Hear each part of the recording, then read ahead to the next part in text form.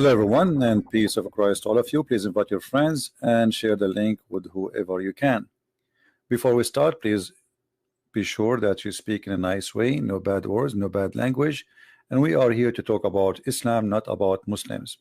Muslims is not our case. However, we have a Disneyland,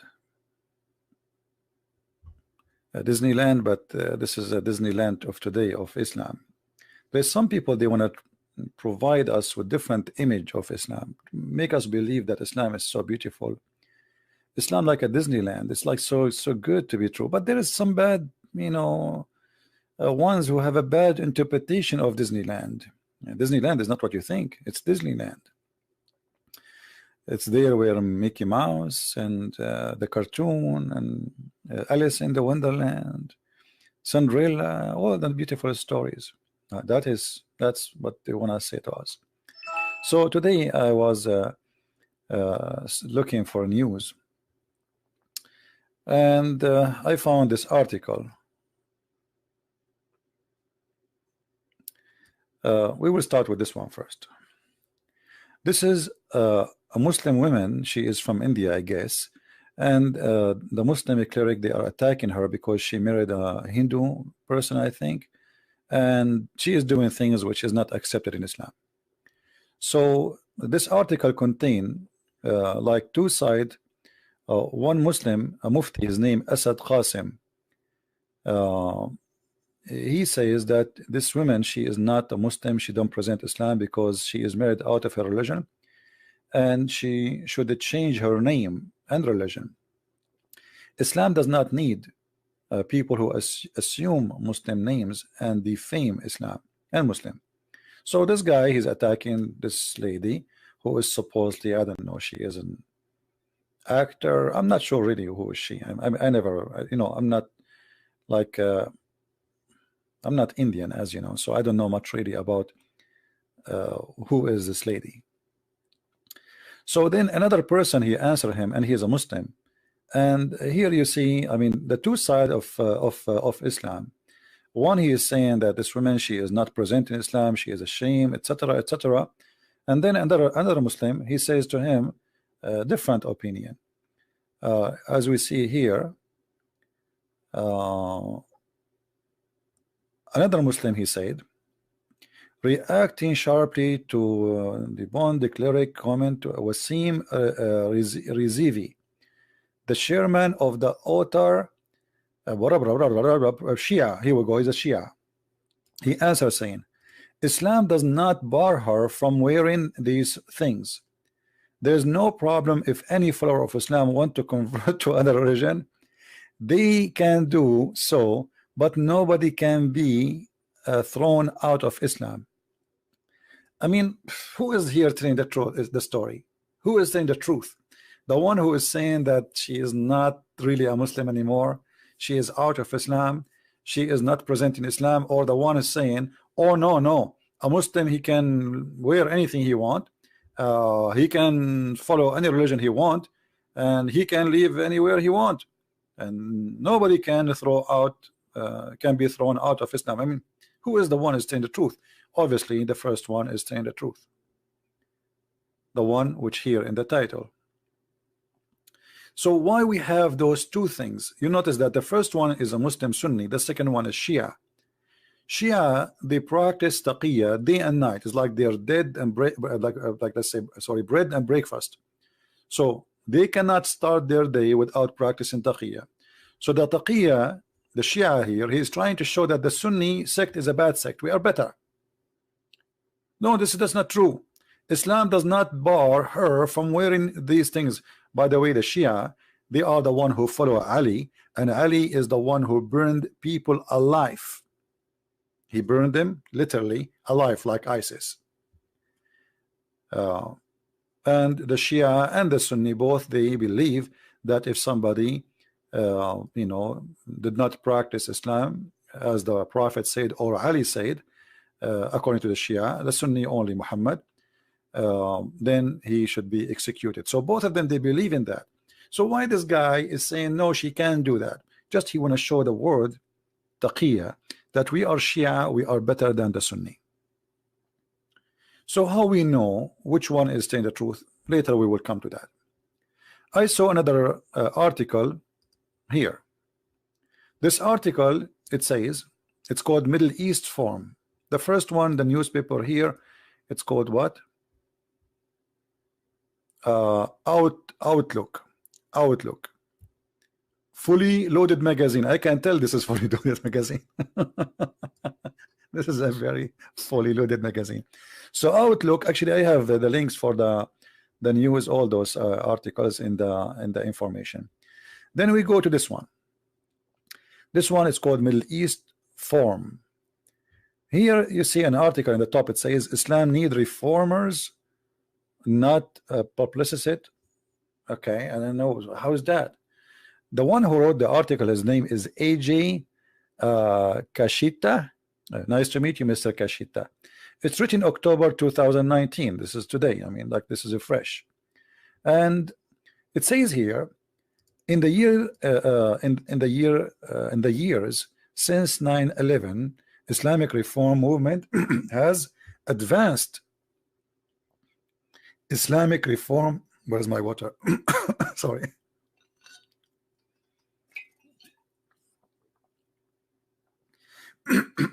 Sorry, the comedy is making my voice disappear. Islamic reform movement. Where we can find this movement? What do you mean? Islamic reform movement has advanced. Where is that? That's happening somewhere. The reformers and the bridge builders. There is bridge builders. There is Muslims who they are bridge builders, and they are called reformers, according to this person. Who are they? Then they go in the article. You can read off. Take your time and read it. And then here we find bingo. We find two pictures. One is called Tariq Fatah, and the other one, his name is Mohammed Tawhidi. Now Tariq Fatah, this guy, I never heard of him before, so I will do a little search in private Google, peace upon him, to see who is this guy. Tariq Fatah, a Pakistani Canadian journalist. So a Pakistani Canadian journalist, and he became a Congress member, I think. Oh, sorry, he is the founder of the Congress, the Muslim Canadian Congress. This is the guy. He will reform Islam, and the guy next to him, both of them, and not only that, they are calling in different article, which I will show you later, Imam Tawhidi, they are calling him the Prince of Peace. And then they go down and they show you another reformer. Her name is Karen Armstrong. This woman, obviously, she is suffering from issues, and she have her own translation of the Quran, which is totally different from the Quran we have. As you see, Karen Armstrong and Muhammad. So this woman, she have a fantasy about Muhammad. Muhammad was the best man. Muhammad was amazing.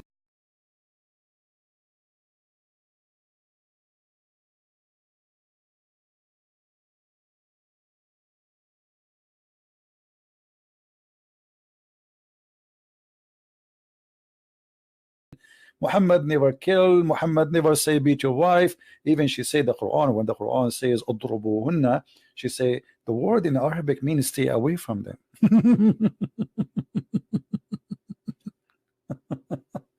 So according to these articles, those are the ones who will fix Islam. But here we need to notice something. As long the article writer who is from the left, weird people, you know, who is saying Islam need reformers, so he agreed, he admitted by making this statement that Islam is wrong. You see, he's trying his best, this person who wrote this article, not to make Islam look bad, and actually he is trying to defend, but the article is so clear. Islam need reformers. You see, Islam the way it is, it's not good. Islam the way it is ugly. Islam the way it is disgusting. Islam need reformers. This is what this guy is saying without knowing. Or maybe he is too much hypocrite to the point he don't dare to say this is what I meant. So when you say to me and you quote for me people like Imam Tawhidi, well, do Imam Tawhidi believe in the Quran? Yes, he believe in the Quran. So how Imam Tawhidi can be a reformers? I will show you another way of hypocrisy, how those people they fool you. Imam of peace. I was looking for a picture of Imam Tawhidi actually, and this news page came in the, like I click at the picture, I came to this article. It's called Ohio, the Ohio Star, and there is a link down in the info. Imam of peace Muhammad Tawhidi call out Talib and Umar amid Palestinian rocket fire. Okay, what he said by Molly Prince, the one who wrote the article. Her name is Molly. Hey, how are you, Molly? Nice to meet you. An Iranian-born Australian Shia Muslim imam known as Imam of Peace called out fresh man Democratic Representative Ilhan Omar and Rashida Tlaib Saturday for remaining silent amid onslaught of Palestinian rocket fire into Israel. So this guy, he is against shooting at Israel. But hold on, this guy is a Shia. And where he go and where he study all his life, they scream death to America, death to Israel. Actually, there is pictures of him with one of the biggest sheikhs who hate America. He is their student. So what happened now? It is taqiyya. Let me introduce to you taqiyya. Taqiyya is a very Islamic practice according to the Quran, that a Muslim man, he can say anything to protect his target. So if our target to take over a country or to manipulate or to take over a political agenda, we are allowed to use anything. Actually, taqiyya can be used only, not only this, I mean even with your family or with your wife, with your children. As an example, your wife, she asked you, did you marry another woman additional to me? You are allowed to lie, to say no. This is called taqiyya, protection. And the philosophy of it, well, if you say the truth, that will cause a problem. So don't say it. Say no, you are the most, I love you, you are the only one in my life.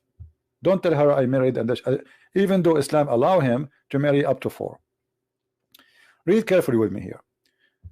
It says that the believer should not take the non-believers as friends. But Mr. Tawhidi, as you see, he is defending Israel, right? And he is against Hamas terrorism.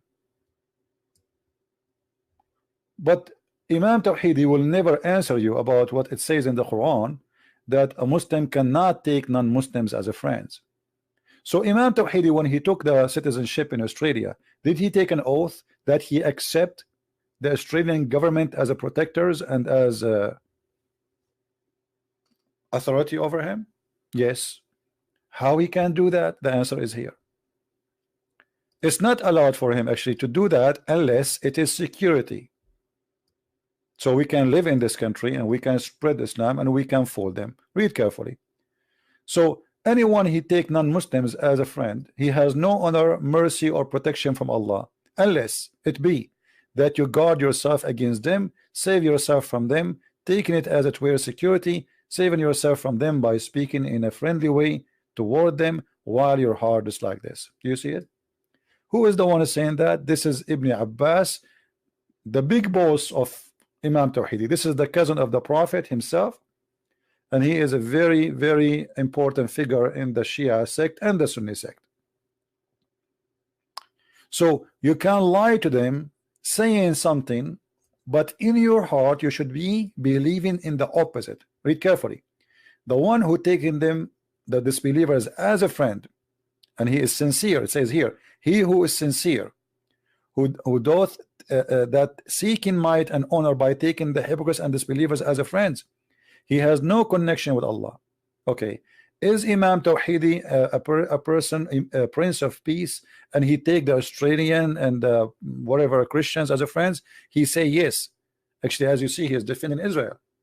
but this is the taqiyya. He's trying to present that the Shia, we are better than the Muslim Sunni. Join our mosque, convert to Islam here, and forget about the rest. After you convert to Islam, the story is different. So the one who take them as a friend, he has no honor, no mercy, no protection from Allah, which means Allah order those who follow him to kill those who take Christians and Jews as a friends if they are sincere. Unless that you guard yourself against them, save yourself from them, taking it where security is saving yourself from them by speaking in a friendly way toward them while your heart dislike this. So in the heart we have hatred, enmity, and then when we speak to them, we say we love you, we are friends. This is Imam Tawhidi. This is Imam Tawhidi. And if you are a naive person who do not know what Islam is about, they will convince you. They will say, hey, the guy, look, he's defending Israel. No, they will never defend Israel. The Quran made it so clear.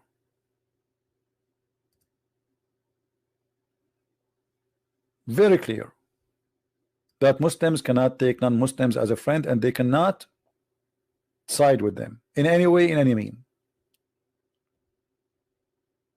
And we have tons of verses in the Quran, tons of chapters. All of them, they lead us to one thing. Actually, the Quran is even make it very extremely clear to the point you cannot even take your own family as a friend if they are not Muslims. So what those people are talking about? They are just trying to bring confusion to you and make you believe that there is a bad interpretation for Islam and there is a good interpretation for Islam. The challenge is here. Who is the one who gave good interpretation for Islam? Are those names are qualified really to give interpretation for Islam, or who are they? No one. In order to reform Islam, we have to change the Quran, and we have to change the books of Hadith. Is Imam Tawhidi, this kid, I call him a kid, he's just a kid, can he take this verse out of the Quran? No. Can he take 9:23 out of the Quran? No. Can he take 5:14 from the Quran? No. Can he take 9:29 where it says kill the Christians and the Jews, slaughter them or force them to pay jizya? No. So what reform? What we are talking about? Who is the one is capable of doing such a miracle? When I say I want to reform Christianity, that's mean I'm going to bring you different Jesus. As simple as that. Nobody can. What reform? What?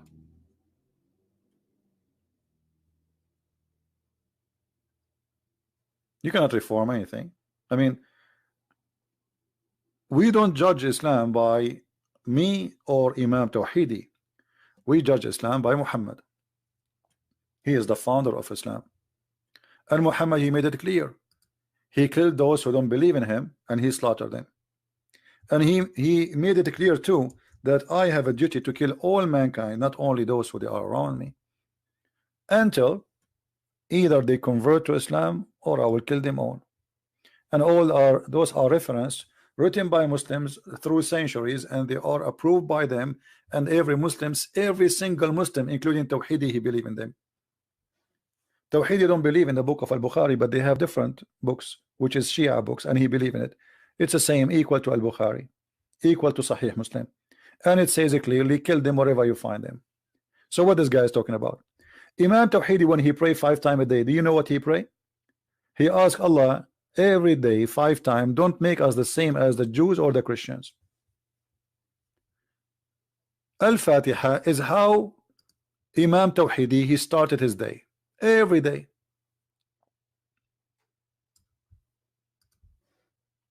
Every day in the morning, this guy, before he say good morning to his wife, he start cursing the Christians and cursing the Jews. This is his prayer. So the one who will call him the reformer, he is a person who call us and he curse us and he say, Allah, don't make us the same as the Christians, the lost Christians and the cursed Jews.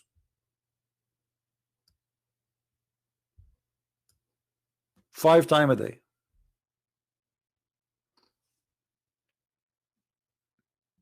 Ask Imam Tawhidi, what is the prayer he start his day with? He will say this one.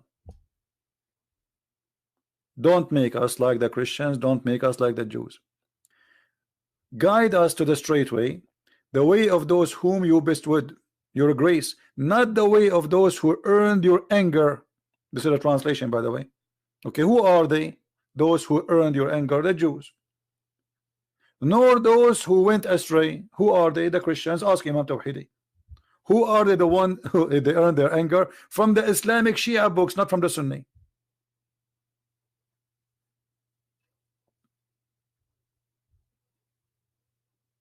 See how they lie to you?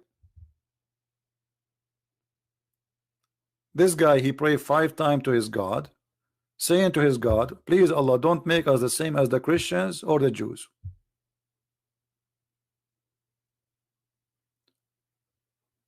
And then they want to convince us that Islam need reformers. How you can reform a religion? What reform mean?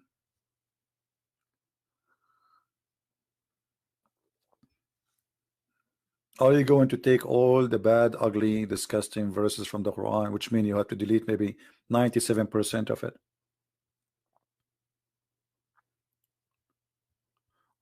When you see a woman like this woman, Armstrong,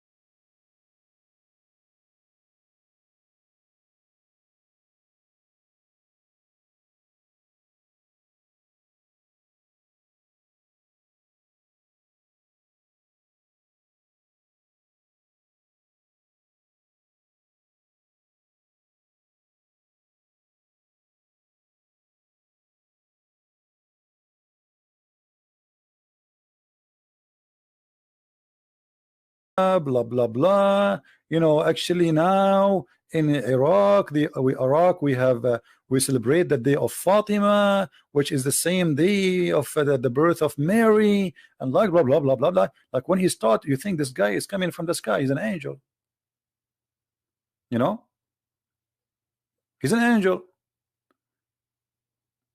Right after I start getting him busted, at the end, the guy, he says to me, we are going to cleanse from the earth from people like you. We are going to cleanse the people from Palestine from the Zionists. He said it clearly in TV. He is going to which means he claimed that he want to kill all the Jews in Israel.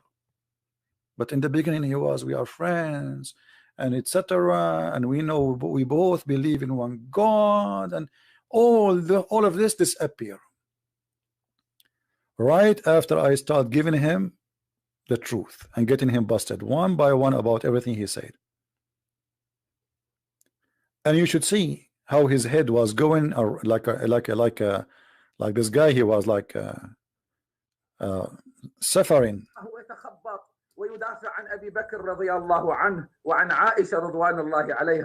The liar, he was saying, we Shia, we defend Abu Bakr and we defend Aisha. Look how much they lie. The Shia number one enemy for them is Abu Bakr and Aisha. But in his debate with me, he says, we Shia, we defend Abu Bakr. We defend. All right. مرة أخرى أعزائي المشاهدين نعتذر عن هذه الانقطاع. Anyway, that's, you know. لا فضيلة الشيخ أنت وجدت He was really screaming all over. Anyway, so this sheikh, when he start talking, he is the same as Tawhidi. When he make a public speech, Christians and Muslims, we are friends, we love each other. You know, 2 minutes after I start getting him busted, he wanna destroy me, he wanna kill me, he wanna cleanse the earth from people like me. I'm a Zionist, and he will cleanse the whole earth from the Zionists in Israel. You know, so what happened? What happened to the one, we are friends and we love each other? And so the beginning was taqiyya, the end was the truth. And the reason they speak like more free, because we are speaking Arabic. This guy been interviewed 5 times in Fox News, and 5 times they could not get him busted. He sponsored Hezbollah. You know, he support them. He went in a strike in the street to support Hezbollah. But in his debate with me, the debate is there. You can go, you can get it.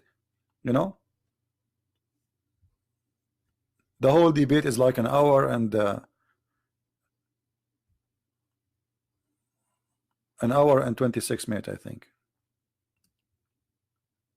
But literally, I made him shish kebab. If you read the comments, if you go to the official website of ABNB, sorry, ANB, like when you see the comment of Muslims, the Muslim, they say this guy, he is paid by Christian prince. There is no way that a Muslim, he will not be able to answer like this. Oh, you chose him because he's a Shia. You know, he don't know anything about Islam. Okay. Yeah, I paid him. Anyone I debate, I paid him. He got paid by me. Right?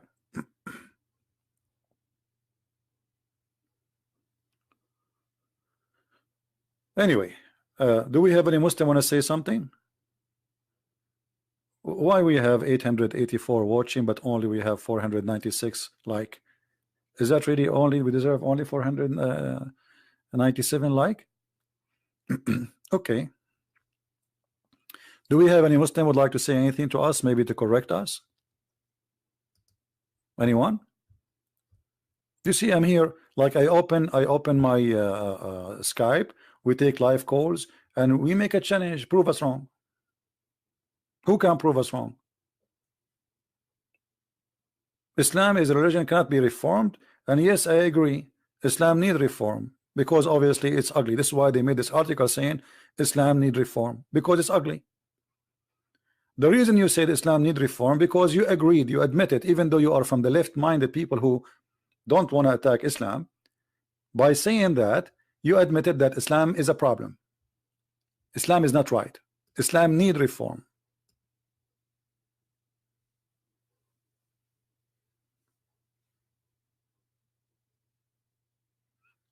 Today, the president of France, Macaroni, I call him Macaroni because he's silly and stupid like the rest. He says, oh, we need to be very careful about watching the society watching the terrorist. This is what you need? Is that really what you need? No, what you need, my friend, is to open a TV station attacking and exposing Islam. If you show the Muslim that there's no versions waiting for them, nobody will join ISIS. They will go to Disneyland because Disneyland is more realistic. What you need to do is to show Muslims that Islam is false. Otherwise, if you arrest one terrorist, tomorrow there will be 10. You arrest 10, tomorrow there will be 100. Because the idea is there and they believe in it. You have to fight the belief, which is the reasoning. Those people, they think they want to fight terrorism, but they don't want to fight the reason for it. The reason is Islam. A police officer, he was a policeman for all his life, never hurt a person, converted to Islam, and then he attacked people and he started killing them. This is just last week. Why he was not killing people in the last 40 years of his life? Why he converted to Islam last year and today he want to kill people shouting Allahu Akbar, attacking them? So the problem is Islam, my friend. It's not the terrorist himself. The terrorist is a victim himself. The terrorist is a victim. He's a believer in an idea that if he killed those who don't believe in Islam, as Allah told him, he will go to heaven. All the Western countries, because they are stupid, they are fighting terrorism, not Islam.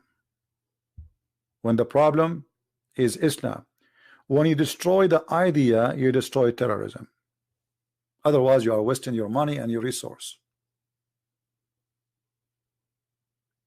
It's like, you know, what they are doing in the West. They are like somebody want to kill somebody infected with a virus, but they don't want to fight the virus.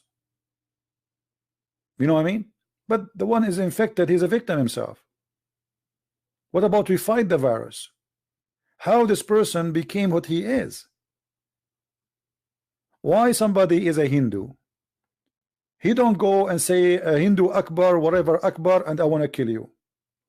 Why somebody is a Buddha? Don't do that. Why somebody is a Christian? Don't do that. Why somebody is a Jew? So we have a problem. The problem, obviously, all of those, they share one thing.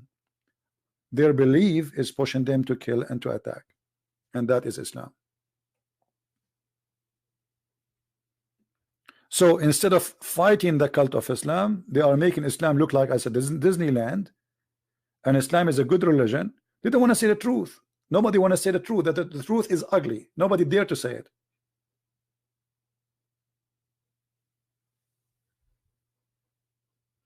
And look here, that we have a Muslim saying a flat earth Bible. The Muslim is not worried about what we are talking about. He's talking about a flat earth Bible. He is not worried about his religion killing and tons of thousands of Muslims dying every day. He is really worried about a flat earth Bible. By the way, the Bible says the earth is round, you idiot. Like a globe, actually not round. I can show you from the Quran that it is the Quran who says the earth is a flat. This is why you Muslims, you have to pray in the direction of Mecca, because you think and you believe that the earth is a flat. And right now, you can call me right now. You show me the verses in the Bible saying the earth is a flat, and I will show you the verses which you cannot, because you see, when you show me something, you have to read the Christian interpretation for it. I will do the same. When I show you something, I will read the Muslim interpretation for it. And I will show you unlimited numbers of a flat earth in the Quran. But because you are ashamed of your religion, so you are trying to divert our topic from the shame of Islam and Muhammad to make it about a flat earth. If earth is a flat or not a flat, that will not change that every day today people are being slaughtered in the name of Allah. As we speak now, Erdogan, the great Muslim, is going to attack the north of Syria, threatening the life of millions of Kurdish. And the potato Trump, he decided to open the door for him. That is the truth. This is what you are good about. Attacking your neighbors, slaughtering your neighbor, taking them as sex slaves. Attacking Cyprus, taking half of Cyprus.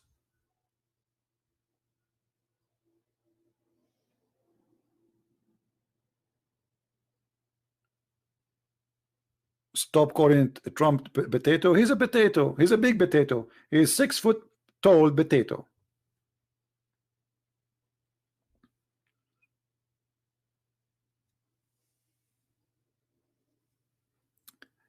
He is a flat earth Christian. That means he is dumb. I don't want him here. Flat earth Christian. No, he's a Muslim, my friend. They use different names just to fool you. Taqiyya, taqiyya. Learn. A Muslim, he will change his name and he will claim that he is a Christian, so he can say, okay, see, Christian believe in this.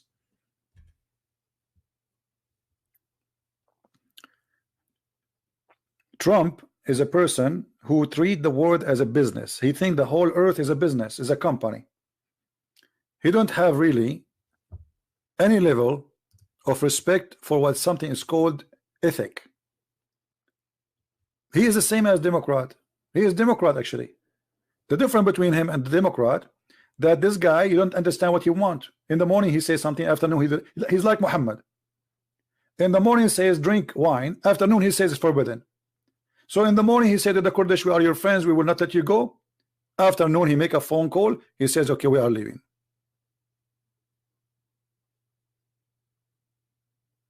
That is the truth. I voted for him, and next election I have to vote for him, because if we don't vote for him, we will get another donkey bigger than him. In America, my friend, we don't elect president, we elect donkeys. But there's sizes. There's big donkeys, small donkeys, mule donkeys. One of them he will hit you in your balls, and the other one will hit you on your ass. Choose one. But all of them are donkeys. All of them, with no exception.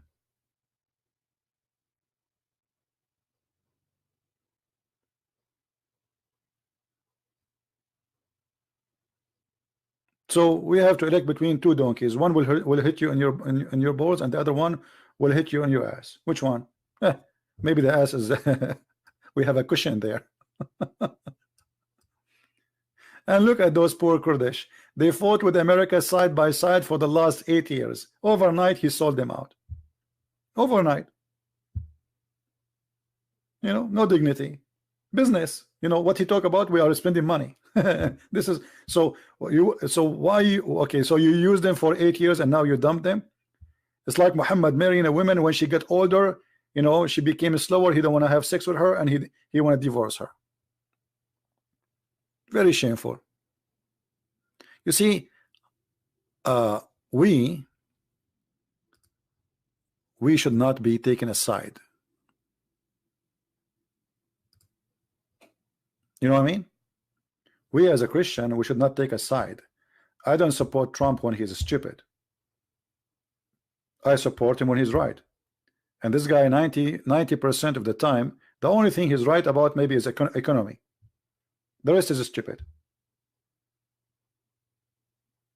His policy is stupid, his politics is stupid, his sanctions are stupid, his war is stupid, his peace is stupid. Everything he do is absolutely stupid, like Obama.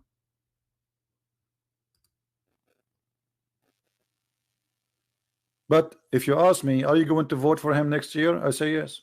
What I can do? Voting for a stupid better than voting for a crazy person. That's the whole deal.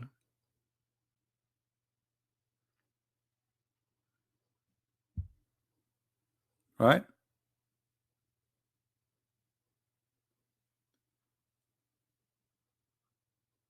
Do we have any Muslim want to say something?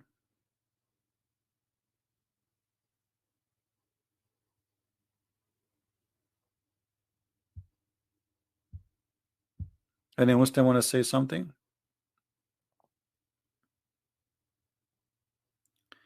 Donkey cannot speak English. Well, I don't know. Muhammad, he spoke to his donkey in Arabic, and he asked him if he liked females.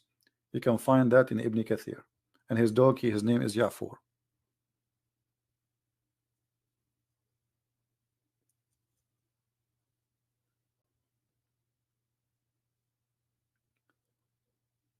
Any Muslim here would like to say anything?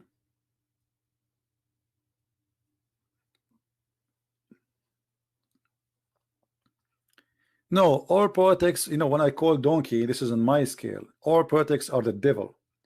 They use you and they fool you. You see, when they go to election, what they do?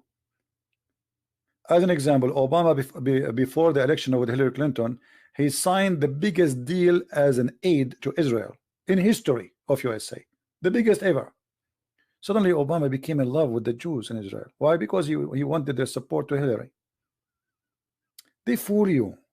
They you know, they don't care really for, they care how they can win election. And Trump today, all what he's worried about, how to win the election. If he would withdraw the army from Syria, he will be the one who says, I am the one who took the army from Syria. Always in those countries, in the Western countries, the one who sent the army is the bad guy. The one who would withdraw the army is the good guy. This is their mentality. So he want to be the hero who is going to withdraw. It doesn't matter what the price is. It's just for the sake of election. He don't care really for what's going to happen next. And the one who is attacking him for withdrawing is just for the sake of election too. It doesn't matter really. If they are in office, they will do the same. All of them, they are a bunch of liars. Obama, he sent hundreds of millions of dollars to the terrorists in Syria, more than $600 million. Nobody questioned him why and how.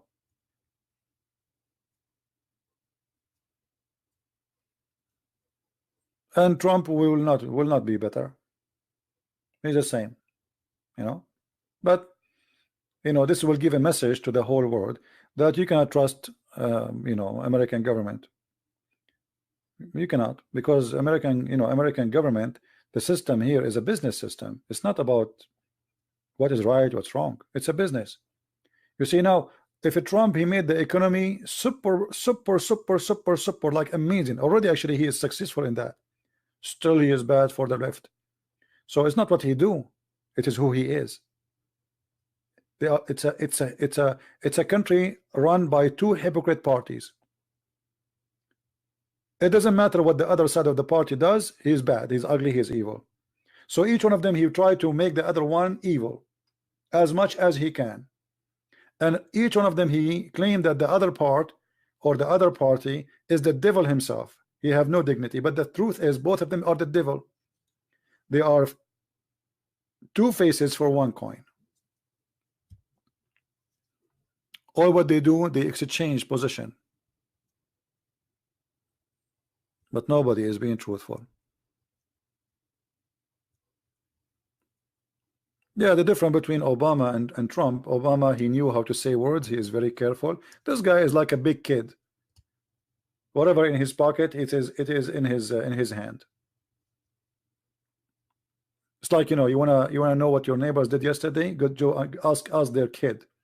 Hey, what your mom cooked yesterday? He will tell you right away. This is Trump. He go in the phone. He speak everything in the phone. Nobody do that. He knew that people are spying at him. But he's a big kid. He's just a big kid. None of those deserve to be a president. None of those is wise enough to be a president. This guy, he's a businessman. He look at the world as a business. China for him is a business pocket. Same as Syria, same as Iraq, same money. You know, he speaks to Europe. He says, how much money you will pay us? The Prince of Saudi Arabia come. I mean, in front of him, the guy, he says he is going to spend a lot of money here. He will leave us all his money here. I mean, how in the world you say that?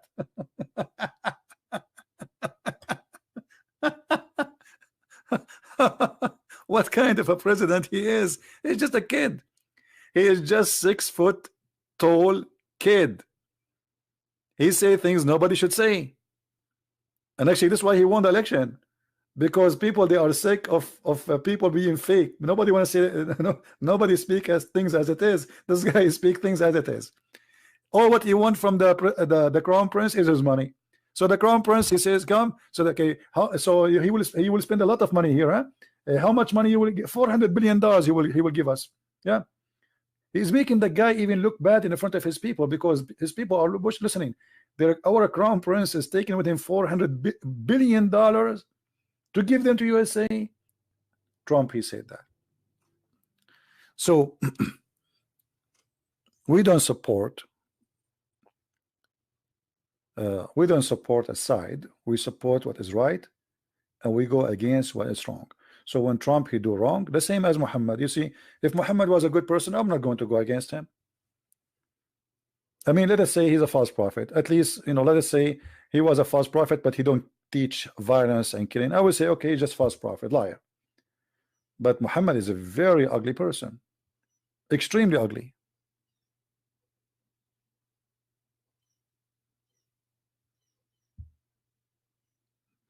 Do we have any Muslim want to say anything? Yeah, I vote for Trump, and I will vote again. I mean, what if we don't vote for Trump? Who we will get? Pelosi, or the women who want to make us ride donkeys, or the women who said we should eat our kids, or the women who said we should kill all the cows because they are making carbon. I mean, they are a bunch of stupid, those people. So we don't have other choice. We will vote for who? Or Bernie Sanders? I mean, those people are high. They are too much in hashish. They are literally in hashish. Those people, they are coming from Disneyland of hashish. So Trump, maybe he is a donkey for me, but those guys are the manufacturer of donkeys. Actually, even their sign of their party is donkey. You believe it or not? He's not a communist. He's a stupid. He's a millionaire.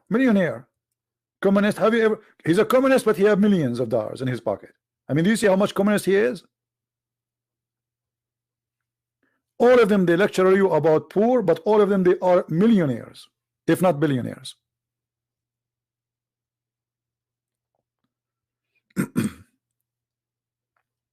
Like, I find it funny when Trump, he speak about the poor. I mean, look who's talking. He feel for us. Yeah. All of them, they feel for you.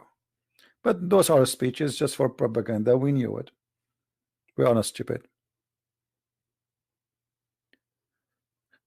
Now, do we have any Muslim want to say anything?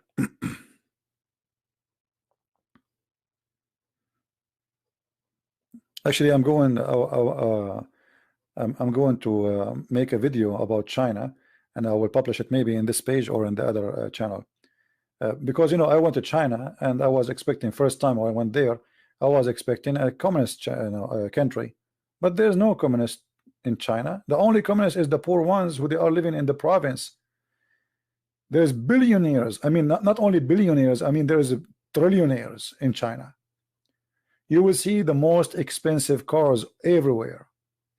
So in China, either there's people are eating rat for a dinner, and it's like their turkey. Literally rat. I'm not exaggerating. Literally, they eat rats. This is how poor they are. Or there's people, they are changing the car when they change their shoes. This is a China. So the outside is a communist.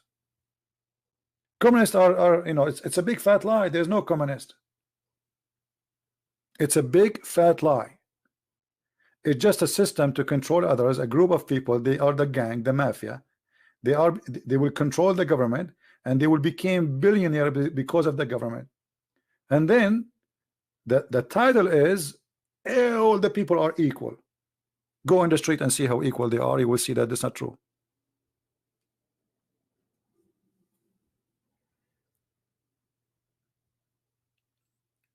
Communist is the same as Muhammad. Muhammad, he says, kill them and take their money and we spread it on us. But when the truth happened, he says the fifth to me and the fifth to Allah and the best of the booty to me.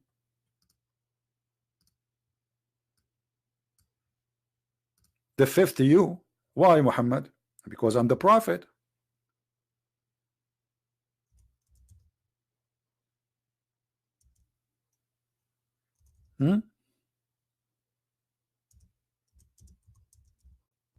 He's the prophet. He will take the best of the booty.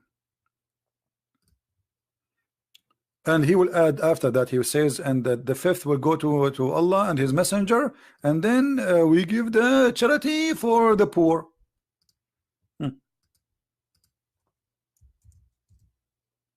Yeah. Muhammad is a charity man.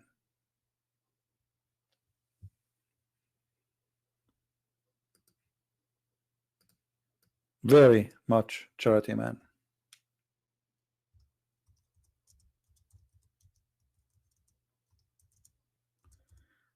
Now, do we have any Muslim?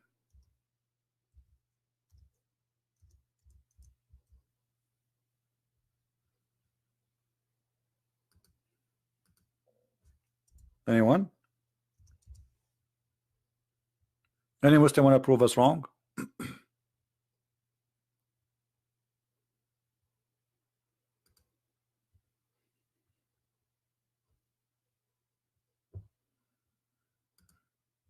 No one?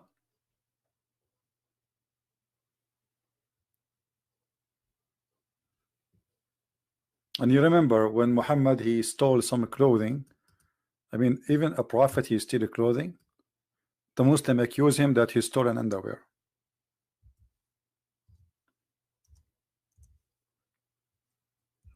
And now Trump, he's accusing Joe Biden that he is his son, he stole many underwear with his son.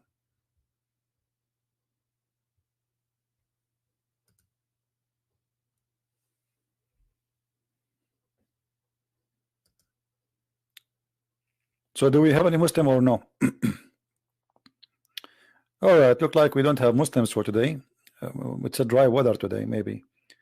Today is October 8, 2019, and now it's 4:34, and look like we are very dry today. I don't know what is today. Why October 8? What October 8? Oh, maybe today is Mut'ad Day. Is it Mut'ad Day? Mut'ad Day usually is a Thursday. I mean, still early for Mut'ad Day. Anyone?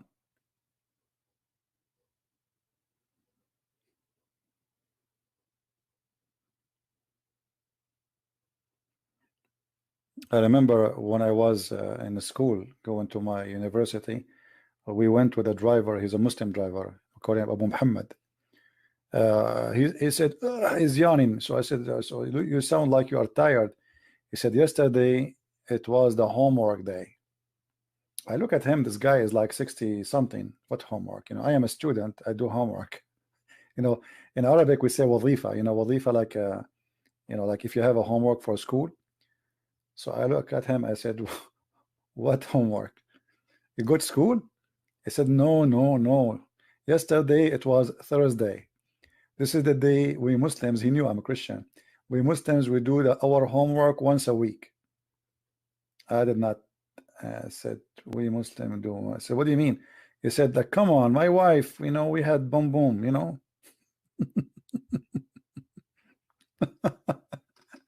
They do their homework once a week. Yeah.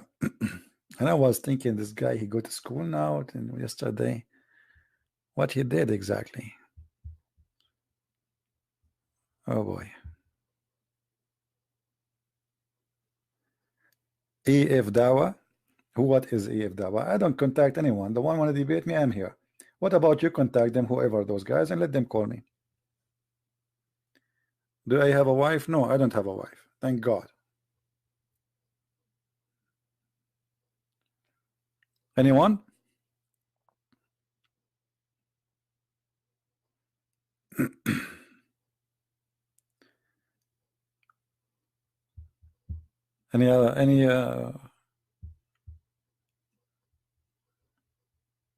Any Muslim? Don't ask me questions. It's silly questions. Do you have wife? Do you have children? No, I don't have wives. I don't have children. But not, but don't ask me those questions again. I mean, what that will make a difference for you? If I have a wife, a children, or not? Is that going to pay for your bill? Are you going to have better electricity? What does this have to do with our topic? Any Abdul?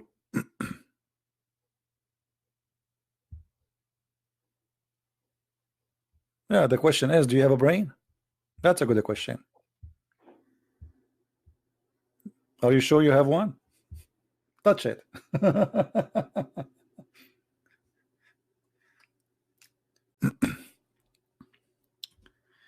How many here are from Europe right now? How many European are listening at this time?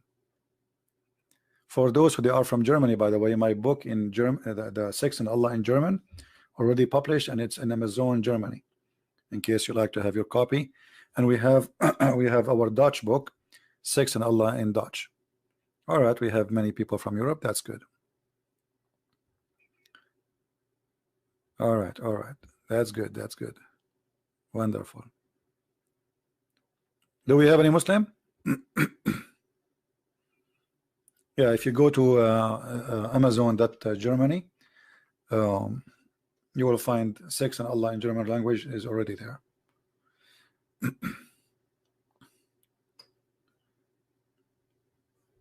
I'm losing my voice.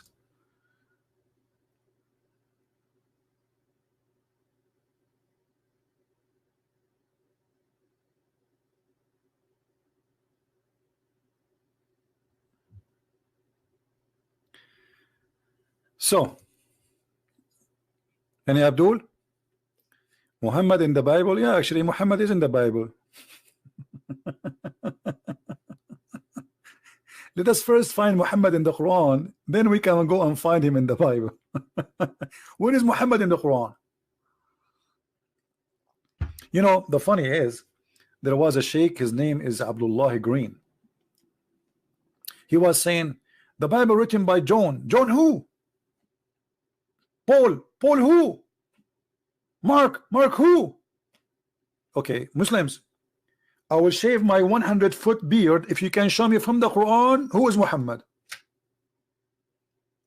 Muhammad who? In the Quran there is a guy, his name is Salih. Salih who? Abraham who?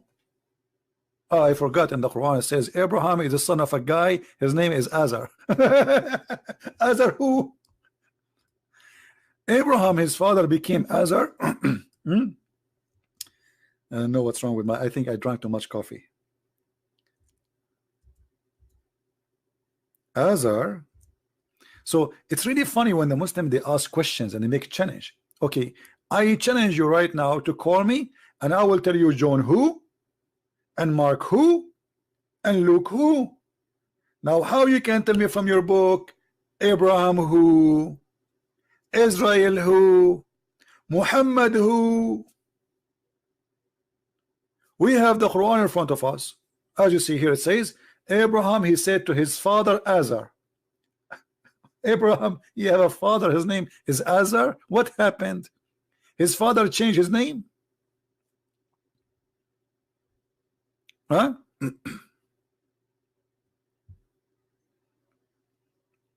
John, we have somebody already working in that. Don't worry about it. There's a good brother. He is working in translation in Indonesian. Already we have my book Quran and Science published in Indonesian language, and we share the link for free with everybody. So now the person is working, the brother is working in the second book, Deception of Allah, and I hope soon will be out. Any Muslim can tell us who is Azar? We don't know. The only one knows is Christian Prince. Azar is not a word, is not a name. Azar is a word mean foolish or a fool or stupid. So the Muslims, because they are, and Muhammad, because he's a thief. He was copying from the book of Waraq ibn Nawfal that Abraham, he said to his father, foolish, are you going to worship idols? The foolish Muhammad, he thought that the word Azar, this is the name of the father of Abraham. Do you see how foolish Muhammad is? Because he's a thief. He did not know what the word mean. So he thought, okay, he said to his father Azar. I said, Azar is his name. No, it's not his name, you idiot. It's a word mean foolish.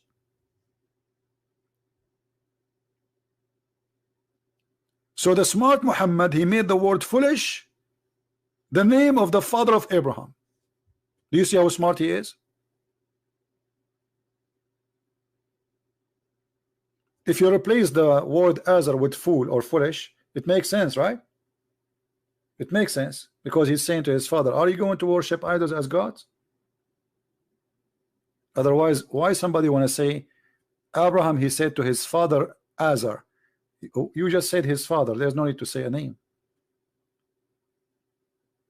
You see, we say a name, like imagine we say Muhammad, he said to his father Abdullah, but everybody knows his father. Why you want to say his father? Either you say he said to Azar, or you say to his father. That's it. By saying his father, there's no name to come after that. Like, do Muhammad have two fathers? So we have to mention the name so we will not be confused. You know what I mean? We say the name of the person if there is many of them, but the guy, he have one father. So what do you mean he said to his father Azar? But because Muhammad, you don't speak the language, he is copying it from the book of Waraq ibn Nawfal, and in the book of Nawfal it says he said to his father Azar. Waraq, he knew what the word Azar mean. Muhammad, he don't know. And now all Muslims think that Azar is the name of the father of Abraham. Now if we go back, who is a Muslim who tell us what who is Muhammad? Who is Muhammad?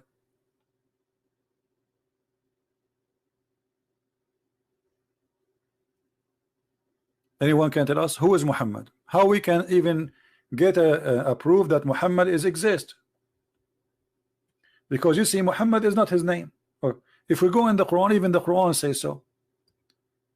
The Quran speak about a person. Sometimes his name is Muhammad, sometimes his name is Mustafa, sometimes his name is Ahmad, but they are not the same.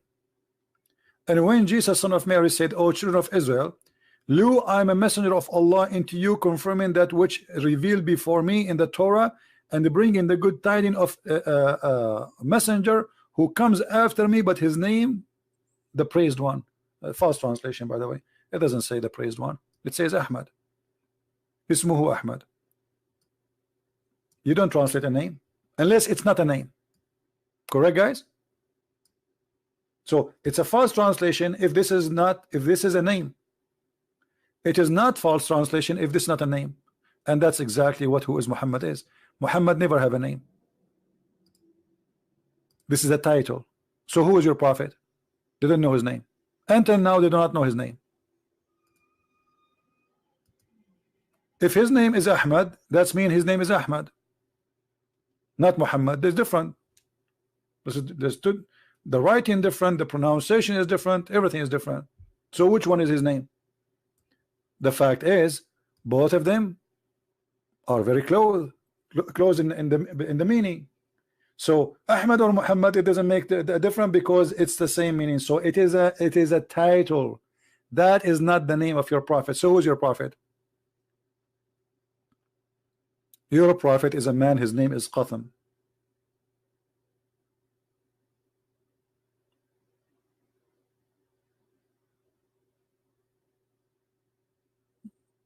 Azar is a girl name. Now you are talking about something, the pronunciation is different. This is Azar, not Azar.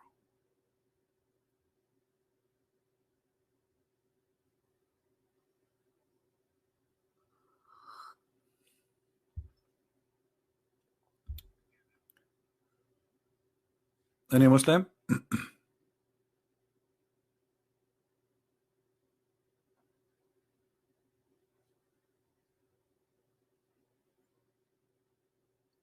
I still did not found your video about the word Abraham in Quran. I don't know what do you mean.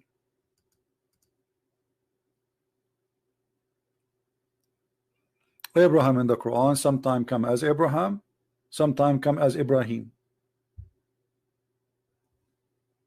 Have you ever heard of a God you do not know how to code the name?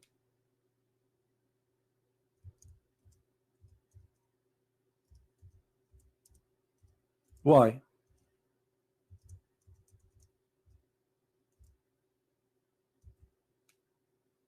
Why Allah don't know? You don't know. Muhammad, when he learned that his correct name is Abraham, he starts saying Abraham, but always he say Ibrahim. He correct himself.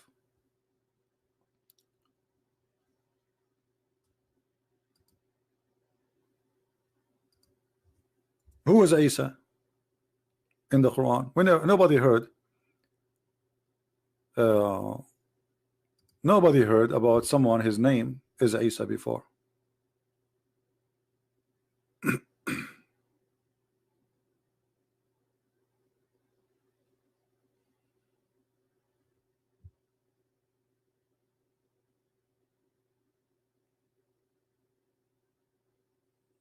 Any Muslim?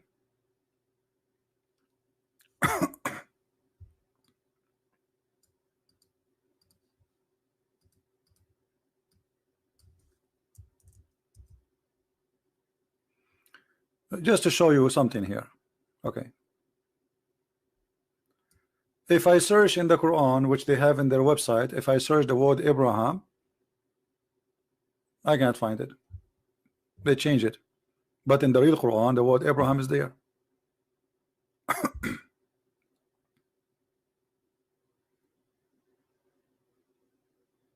Actually, it should appear in the Quran as you see it in the screen in more than 33 places. They change it all. They make it Ibrahim. So it's Ibrahim or it's Abraham?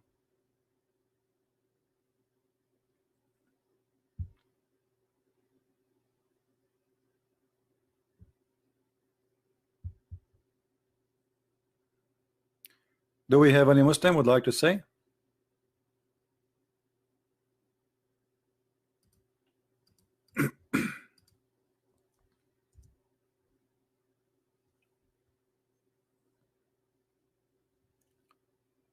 No Muslim. Are the Arab possessed by the devil? Why you think so? What does have to do with being Arab? There's people, they are possessed by many things. The devil can appear to us or in our life in many ways. People are obsessed by money, power, not only Arab or Muslims. You know, look around you. You know, we have to be honest here. Look around you. Don't you see how the world is? Look at the TV. Open the TV. What you hear on TV? Sick news.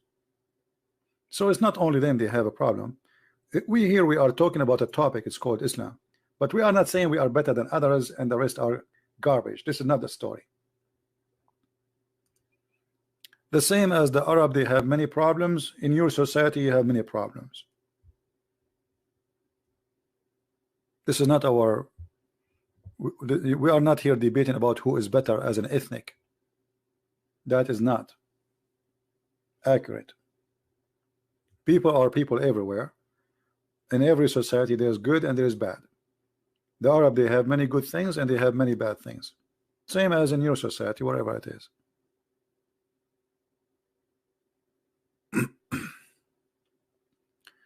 The Muslim, they say that Muhammad is mentioned in the Bible. Well, they can say whatever they want, but in order for Muhammad to be mentioned in the Bible, you know, you can search that. I have a video. It's called Muhammad in the Bible. Shocking. Just I made it a few days ago. I mean, maybe 2 weeks ago.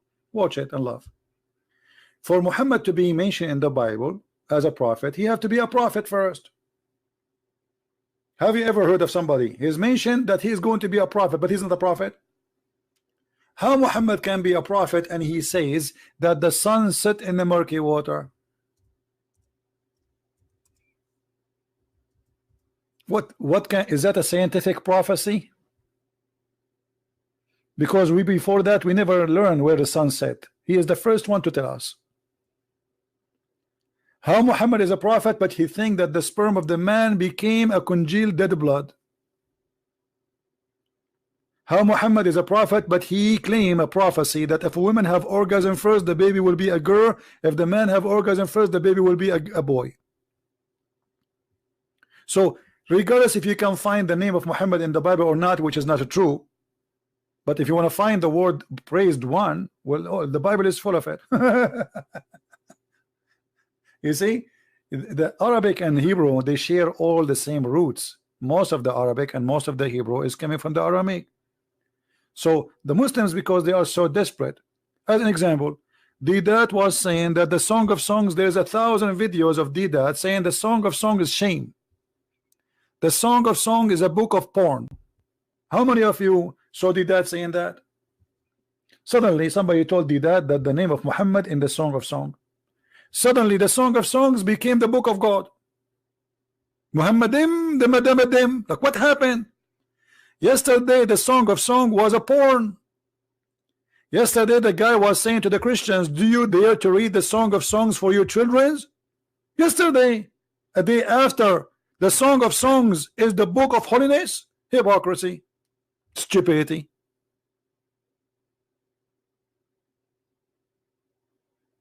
Right? Yesterday the Song of Song was a shame. Today the Song of Songs is where the prophet name is mentioned.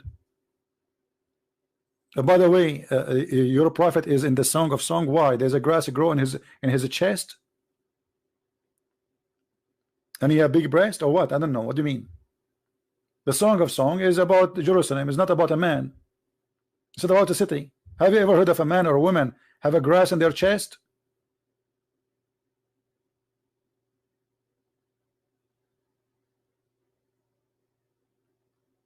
But Muhammad, that's it. He found Muhammadim.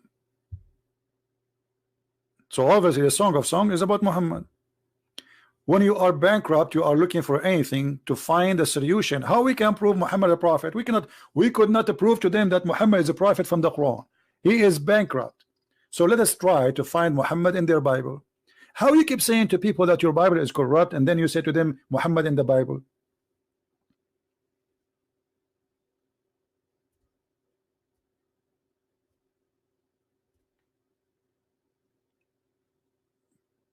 Anyone? Is it corrupt or it's not?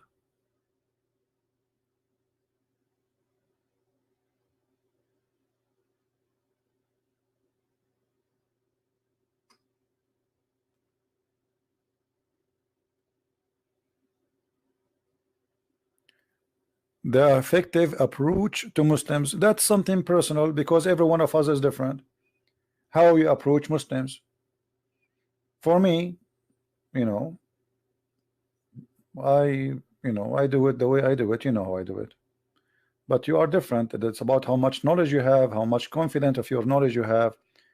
You see, don't approach anyone if you don't have knowledge, because that will make you look like a fool, or even will be against you. It's like somebody, he want to school somebody, he have a PhD in mathematics, but then the second he challenge him, after 2 seconds the other person, he will make fool of you. So in order to challenge somebody about anything, you have to have knowledge, and that knowledge have to be strong and solid. So never approach unless you have knowledge first. So let us say, before you approach others about anything, approach yourself. Educate yourself, prepare yourself, study yourself, what you want to talk about, otherwise you will look like a fool. Can you call me? For sure, Asim. Are you a Muslim? If you are a Muslim, you can call me. If you are not, no. Anyone is a Muslim would like to call me, give me your ID in Skype and I will call you.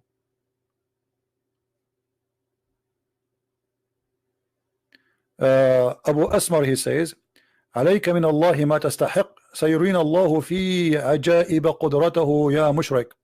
Look at this guy saying, he is cursing me, saying Allah will show us his miracle. Your God could not even save Muhammad. Muhammad, he died by poison, and Muhammad was screaming, and Muhammad, he died from the pain of the poison. Where is Allah? Where is the miracle of Allah? مات رسولك بالسم يا هذا. مات بسم الفئران الذي سرقته عائشة من الجيران، فهل وضعت هذا في الميزان أم أنك من دول البلقان قد بدلت الحطب بالأسنان؟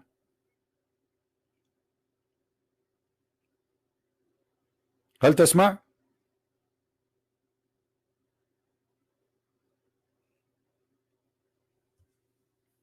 What is your prophet? You are cursing me. Allah will do something to me. Here we go. You're a prophet. He died by poison, and he was praying to Allah every day. Allah, Allah, and Allah did nothing. The funny that Allah, he saved Jesus, but Allah will not save Muhammad.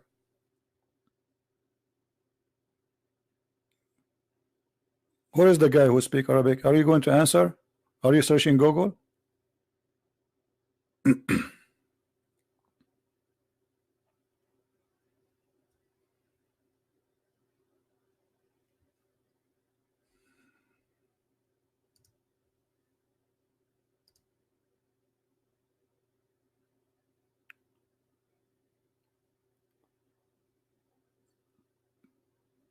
Which one is the true goat, sheep, or a bird who ate?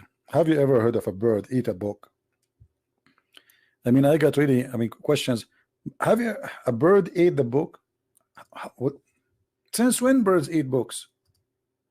Man, no. The hadith says dajin. Dajin in Arabic is for any pet live inside the house. So, but usually those who eat papers is goats.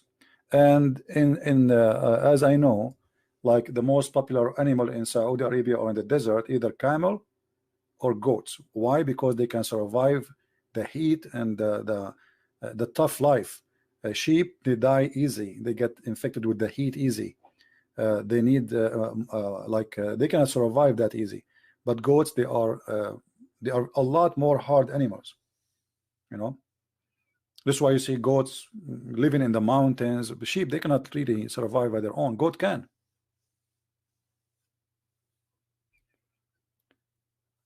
So mostly it's a goat. Goat, they eat plastic, they eat anything. I just put anything in front of them and they would eat it. They would chew it right away. So most likely it's a goat, but what it is exactly, maybe it is not, maybe it's a camel. But a camel go inside the room, that is impossible. The camel is so big. So what is left? A goat.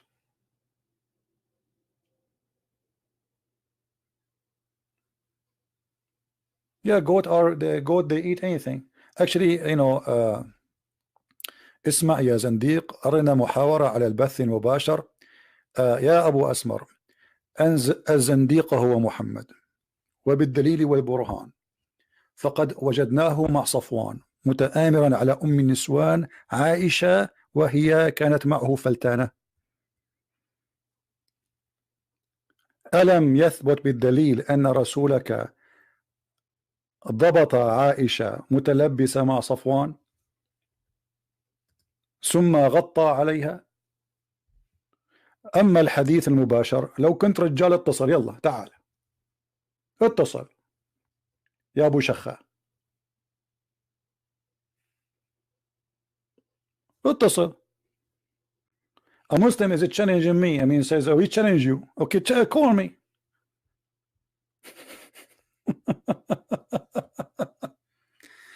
على البث المباشر مع أحد علماء المسلمين. وهل لديكم علماء؟ ليس لديكم علماء، لديكم بلهاء. علماءكم يعتقدون أن الأرض مسطحة وأن مناخيركم مفلطحة. أين هم علماؤكم؟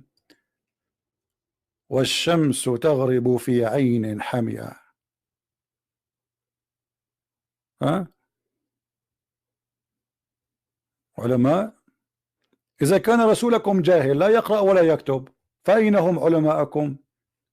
وكيف يكون العالم عالما وهو يؤمن برسول جاهل؟ He's saying to me, why don't they be the scholars? I said, how they can be scholars or science scholars? If you Muslims, you are following a prophet who do not know how to read, how to write. If your boss is an ignorant, the one you follow, the one you learn from, he is ignorant. He think that the women, if she have orgasm, the baby will be a girl. If this is your boss, so who is the scholar here? What do you mean scholars?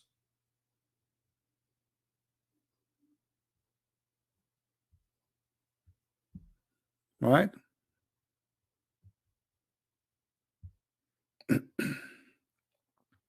Any Abdul?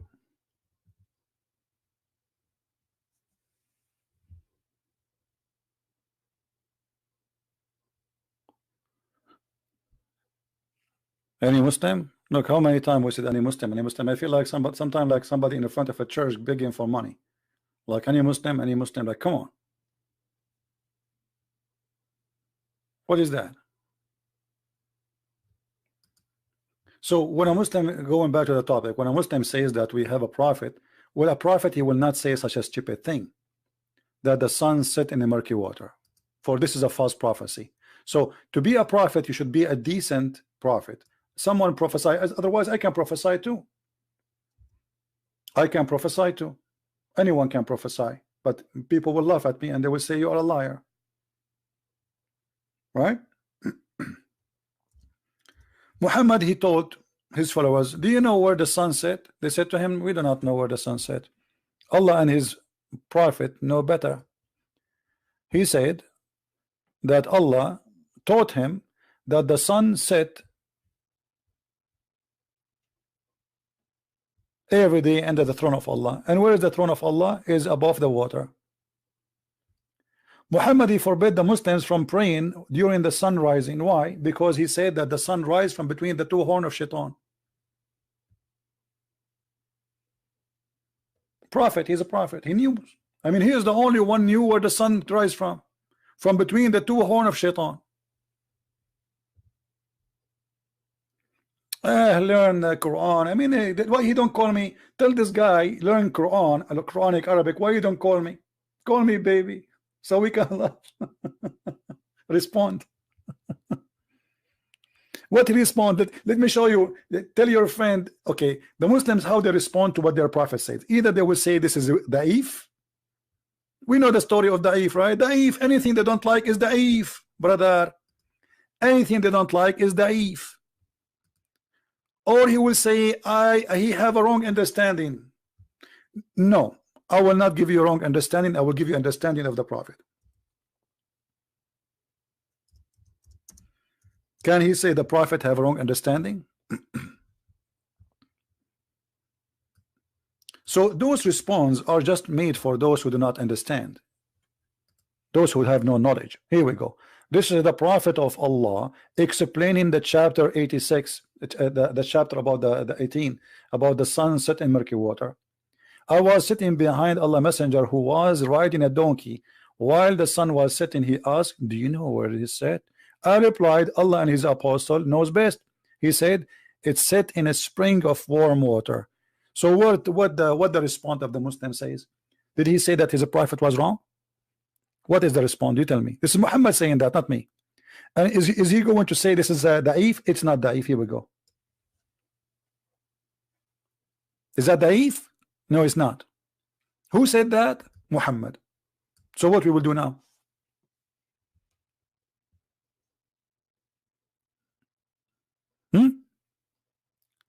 So in order to cover up the madness and the stupidity in the Quran, they start fabricating stories. Oh, there's many stories which is not true. The Quran was not saying that the sun set in murky. No, it says that the sun set in a spring. They say to you, brother, he thought the sun sitting in the ocean, but it's not Allah who's saying that. No, the one is talking here is Allah, and he is not saying he thought. He said he found it. And look what he said. Allah saying, until the guy he took away, and he followed that way, until when he reached the setting of the sun. Who is the one saying that? Allah. And actually he did not say the setting of the sun until he reached the sitting place of the sun, and he found it. You see, he found, when you say he found it, is not he thought. He's reporting a find. And then he says, and near it, after he found it sitting in spring, and it's not in the ocean as they claim and they lie. As you see, even the Quran says it's spring. Why it is a spring? Because there's legions, people, they could not explain how some places there's boiling water, spring of water boiling. Usually it's muddy volcano water. So what they believe, that obviously because the sun jump in the spring at night, that is making the spring boiling. This is where the sun goes.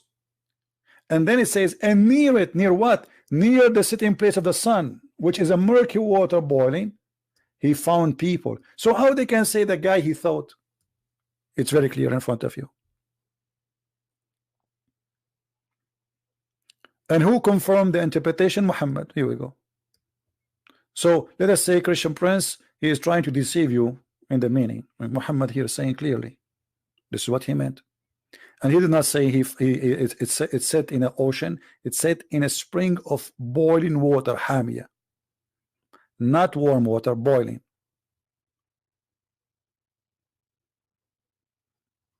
Any Muslim?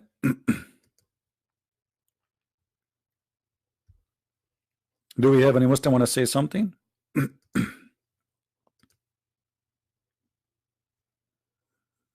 No?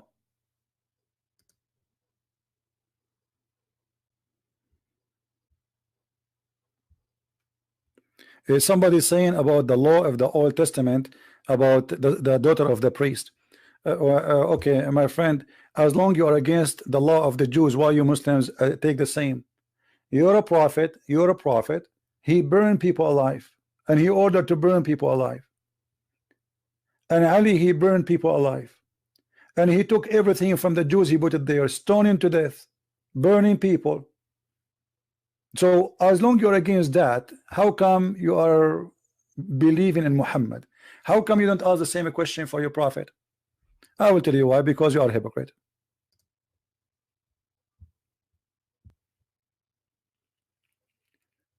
%90 of the capital punishment of Islam is coming from the Jews. You have nothing, you don't have religion.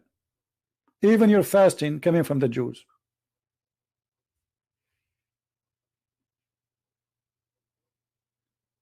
You don't believe in the Old Testament? No, you believe in the Old Testament. Here we go. Let me show you. You're a prophet. He took the Torah and he swear by it, says, I believe in thee and the one who sent thee. So you are saying to me, you don't believe, but Muhammad he believes. So Muhammad is a kafir. Thank you.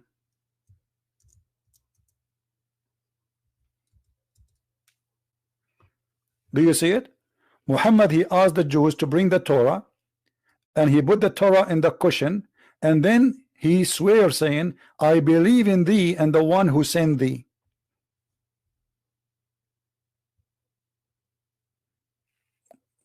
Well, I will go with you guys. Look at this Muslim, how he is exposing his prophet. He is saying the Torah is not preserved. So how Muhammad he swear by something not preserved?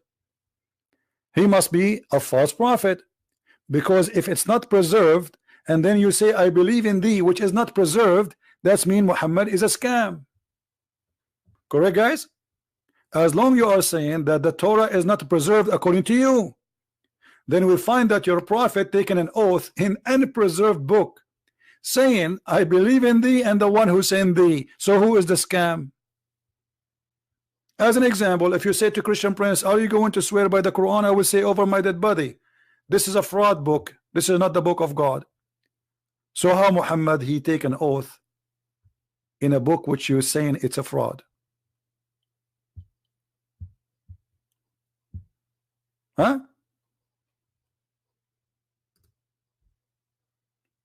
Any Muslim have an answer?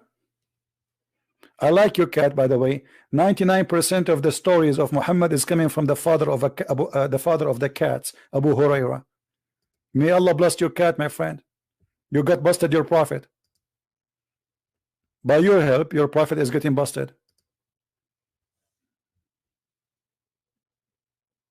Okay, guys, the prophet he saw the original Torah at that time. That's mean that the original Torah was exist. So how Allah prophet could not preserve it?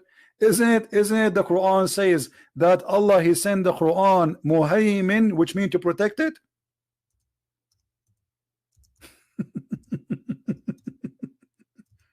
Guys, look what he said. He said the Torah at that time was preserved. Okay, that's mean all your accusation is false, because at that time your Quran says that the Jews, they worship a guy, his name is Uzair. At that time your prophet, he says يحرفون الكلم عن مواضعه, accuse the Jews that they corrupt their book. Is that what the Jews book saying, that Uzair is the son of Allah? So how your prophet he swear by the Torah? Is that in your book or in my book?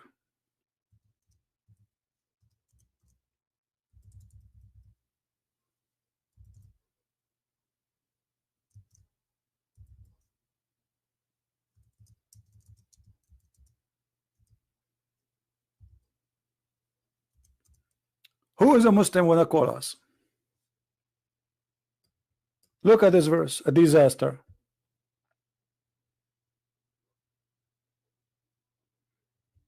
This verse is a disaster. Chapter 3. Look at them. They don't care. They don't dare to call us, by the way. They are ashamed. They are afraid. They are text people.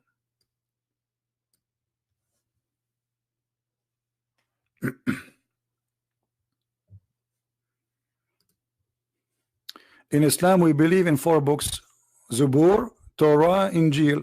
That's a lie, because if you believe in them, then you should have them. I mean, this is the most stupid argument. How you believe in the books? You just said they are corrupt. Are you mentally ill? How you believe in books are not exist? Did you see the real? Did you see the real Bible? A second ago, just to show you the madness of the cult of Islam, this guy a second ago he was saying that the Bible is corrupt, and now he's saying he believe in the Injil, he believe in the Torah. How you believe in them but you don't have them? Do you have them? We believe in them, but do you have them? No. So how you believe in them?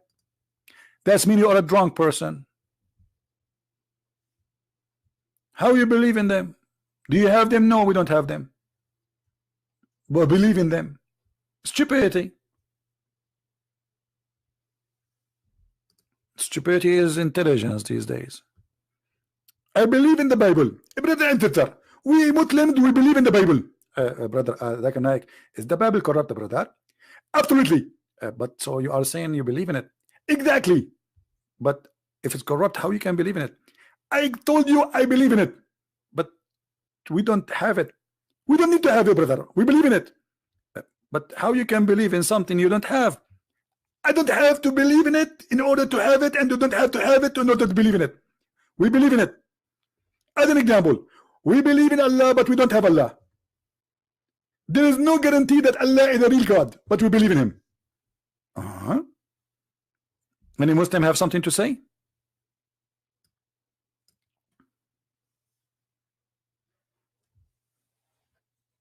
No, it's not taqiyya, it's stupidity. The guy here is arguing in a stupid way. Now, Mr. The one who was speaking about the Bible is corrupt, isn't it the Quran says that Allah, he will not let anyone corrupt his words? Yes or no? And is the Injil from his words?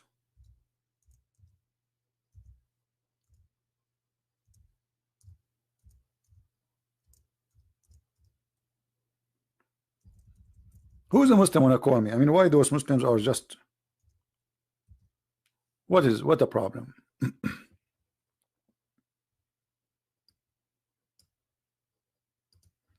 Did Allah make a false promise?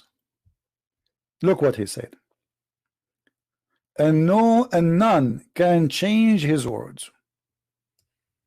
Who's talking? Allah.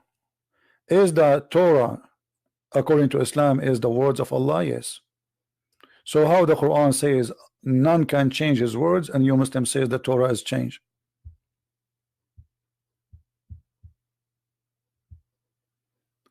Dr. Hassan, he like to call me. Okay, no problem. Give me your ID in Skype, Hassan.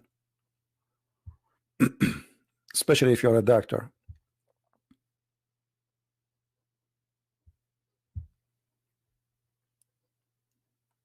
Do you see it? Nobody can change the word of Allah. That is a contradiction. Here the Muslim, they will say, oh, he meant the Quran. That's stupid, because here it says nobody can change the words of Allah.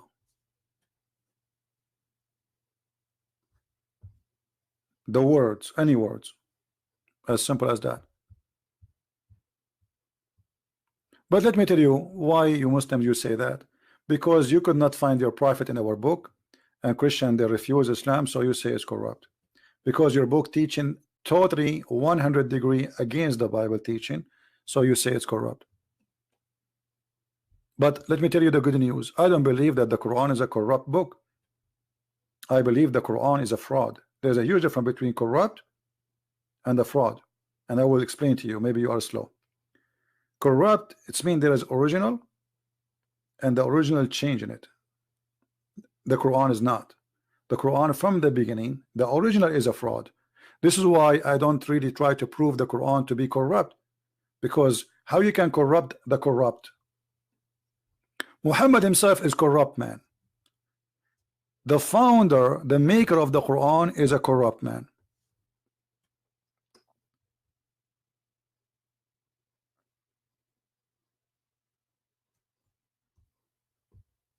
Any Muslim?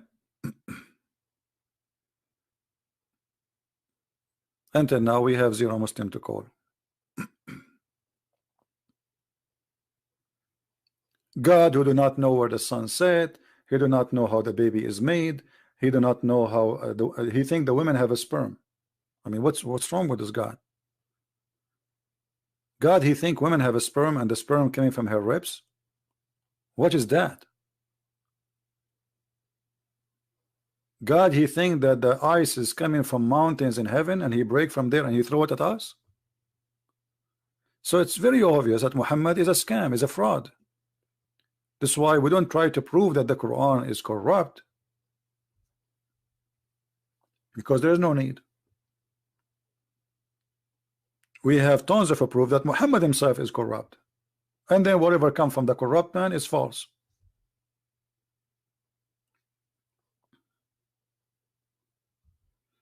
Exactly, he could not remember the order of creation. One place he said that the trees and the trees and the grass made first, and the other verse says the stars made first. Have you ever heard of God? He cannot remember which one he made first. Why? He have a short memory. He is suffering from aging. Like you get older, you start forgetting things.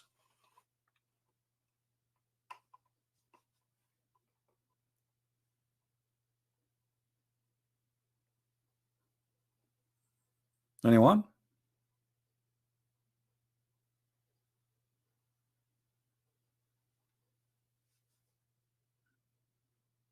Maybe Allah, he got old and he lost his memory. You never know. I mean, things happen. Women call women dogs. That's a lie, my friend. You are a big fat liar. It is your Quran who make the women equal to poo-poo and to donkeys. You want me to show you? Here we go. And now pause for us the verse where Jesus says women are dogs. I challenge you. It's a challenge from me to you. Here we go. Feel free. I'm waiting for you to pause the verse and everybody will die laughing at you. But let me show you that your Quran saying women are equal to poop.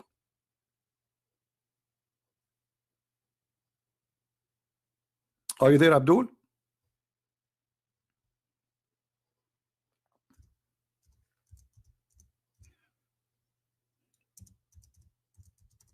Two things will make you unclean if you touch: the poop and women in Islam. And this is your translation.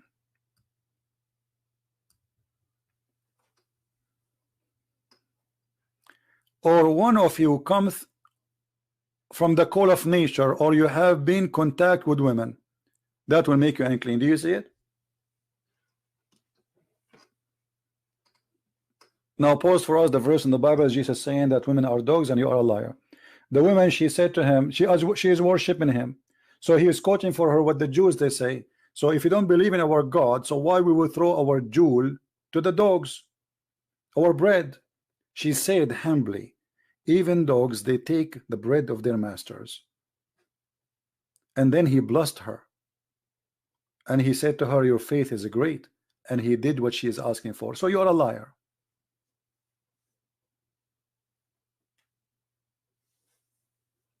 Now, is it true here that your prophet saying in the Quran, Allah saying, that if you touch women and poop, you became unclean? Is that right or no? And by the way, it's your prophet who made women equal to dogs. Read this.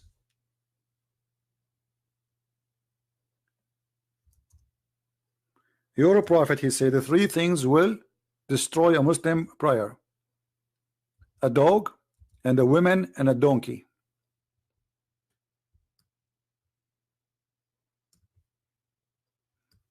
Are you there, Abdul? Is that your prophet saying that? Three things will disturb a Muslim man prayer: a dog, and a woman, and a donkey. Now I want you to say I'm lying.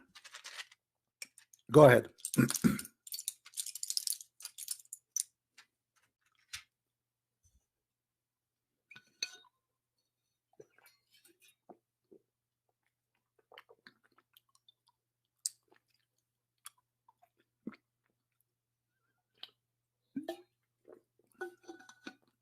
Where is the guy who is fighting for women rights? He's a Muslim. What happened? Three things will destroy your prayer if they walk in the front of you: a dog, and a donkey, and a woman. Are you there?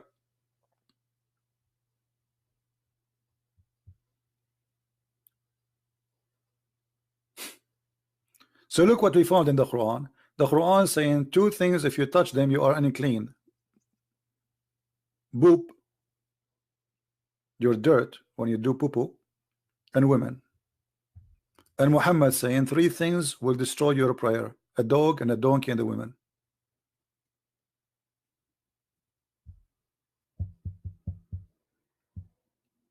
What happened now? You don't want to defend women right no more?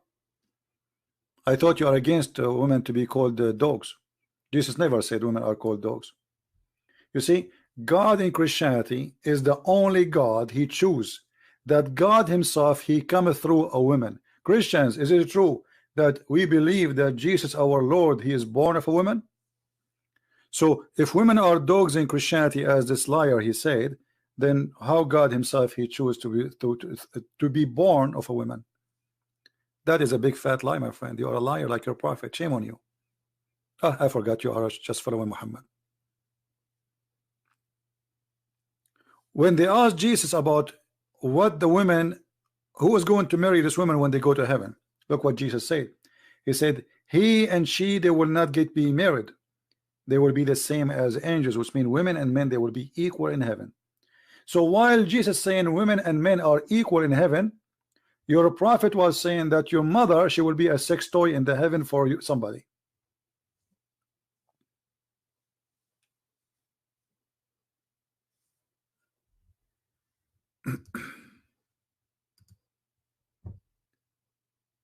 Hassan Ahmad, isn't it the same guy, this guy he called before? No? All of them, they call themselves Hassan Ahmad these days.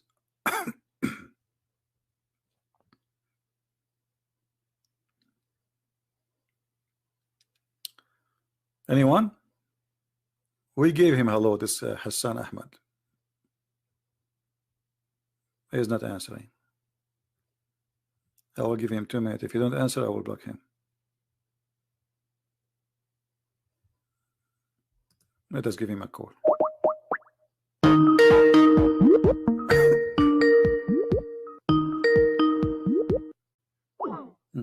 He's not even, he declined the call. So why he asked you to call him? Call decline. Hassan the hero. Bye bye, Hassan. Say hi to daddy.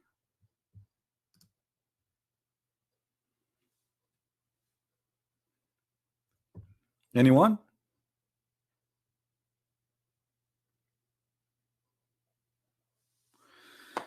All right, guys. Let us see. I think we have enough for today. I hope we have a good time and we learn something. As you see, Muslims have no answer. And Muslims, they are very confused people. They are following a prophet. They themselves, they say he is a false educator, which means he is ignorant, he is illiterate. They agree. Because a person, the Muslim themselves, they say he do not know how to write, how to read. That's mean Allah, he choose an ignorant to teach us.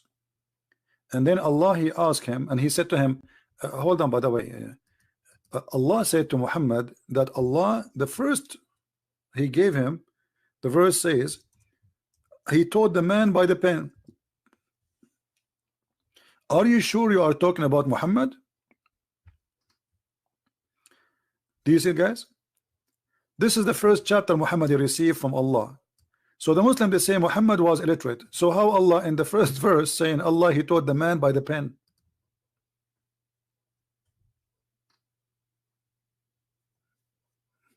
What the pen have to do with Muhammad? If Muhammad do not know how to write, how to read, and this is the first chapter Muhammad he received, Allah saying to him, Allah who taught by the pen. Stupid religion. Stupid religion. And by the way, the pen is not created by Allah, and the word pen is not even Arabic, but yet the Quran says this is a pure Arabic book. Okay, Mr. Guys, this guy, this Muslim, he's saying don't wear women clothing. Okay, so why your prophet he wear his wife clothing? The Jews, they forbid men from wearing women clothing. Do you Muslims forbid men from wearing women clothing, or your prophet he used to wear women clothing? And why he was wearing women clothing?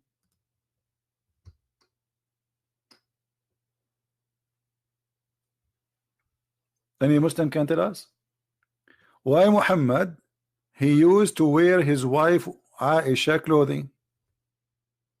Who wanna tell us? The Jews, they don't allow cross-dressing. Muhammad he was doing cross-dressing. Muhammad he used to use eyeliner. He be like a woman and he wear his wife clothing. Are you there?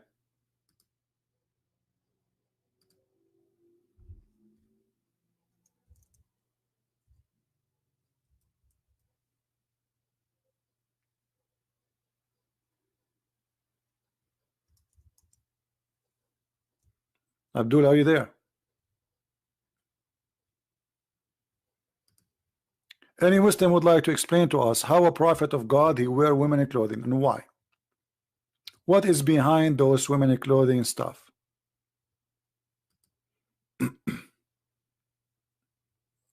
Anyone?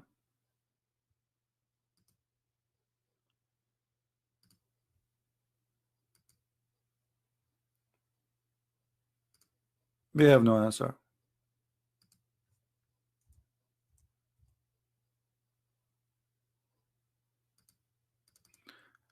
Let us show some reference.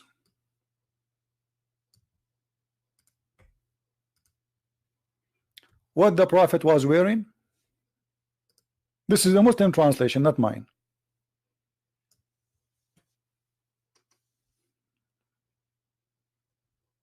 Are you there, Abdul? Yes, the Jews don't allow anyone to wear women clothing. For them, it's a shame. For you, it's okay.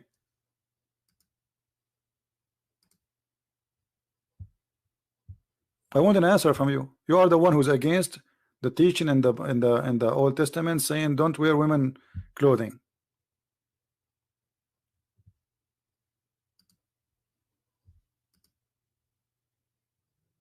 He asked me to call again. Okay, hold on, because I blocked his name already. He did not answer.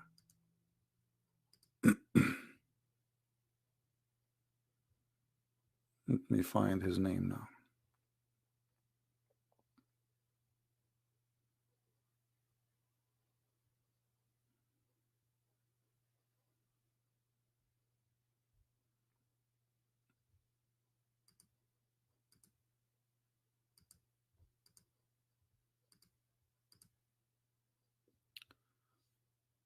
We need to find your name.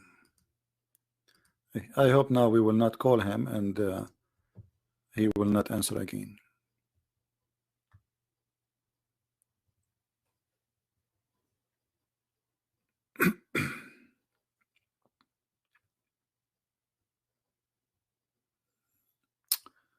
Hassan Ahmed.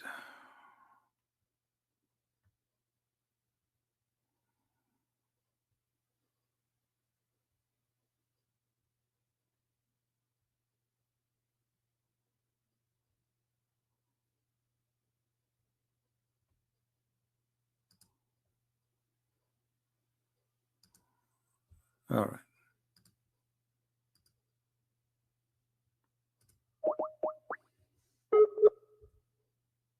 Answer, Mr. Hassan.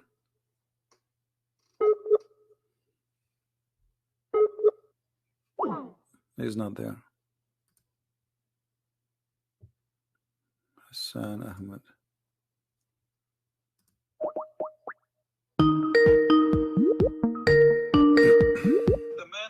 Hello. Yes, Mr. Hassan. How are you? Hello. Hello.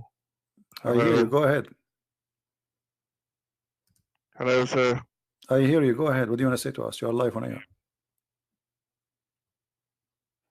Hello. Can you hear me? I hear you. Go ahead. Okay, so I was listening to your conversation about Quran, and I just wanted to make a point. I'm not like a debater, but I just want to make a point from where I've I lost you. I lost you, that Hassan. Say during again. Prophet's lifetime. Say again, Hassan. I lost you. Sorry. Hello. During Prophet's. Yeah. Yes. So during Prophet's. So you, as you were making a comment about Prophet, that the Quran is corrupted, right? Is what? You're basically making a comment that Quran is corrupted. Corrected? Corrupted. No, C-O-R. I did not say that. It's, you cannot corrupt something as a fraud. The book is a fraud, all of it. It's Okay, not corrupted. so first of all, so if you don't believe that it's a revelation, that's one thing. But I can give you a logical thinking about well, if it's the revelation, and if it's the book of God, it's the word of Allah, then and then we can debate about whether it is changed over time or not. Okay, I'm listening, So Hassan. Go ahead. I'm listening. Go ahead. Take your time. Okay, so my point was logically thinking. Okay, so imagine the prophet, okay, and he's spending his life through, and the Quran is being revealed to him, and what was going on, that there were like a lot of people who were actually memorizing it. Okay, like they were like thousands. They were like thousands. You know that it's been written in the books, and let's just say even the goat had eaten it, like the verses of the Quran which were written. Okay, so what about those thousands of people who had memorized it? So you're making a point is that, I mean, or let's go back to the history. Let me ask you: Did you memorize any song? Did you memorize any song in your life? Did you memorize any song in your life? Let me My friend Hassan, I got your point. But I'm asking you. No. There's millions of people memorize songs, but doesn't mean that those songs. Hold on. Doesn't mean that those songs are from God. So I'm not asking you if the Quran is correct. Listen, from the beginning we say memorized it.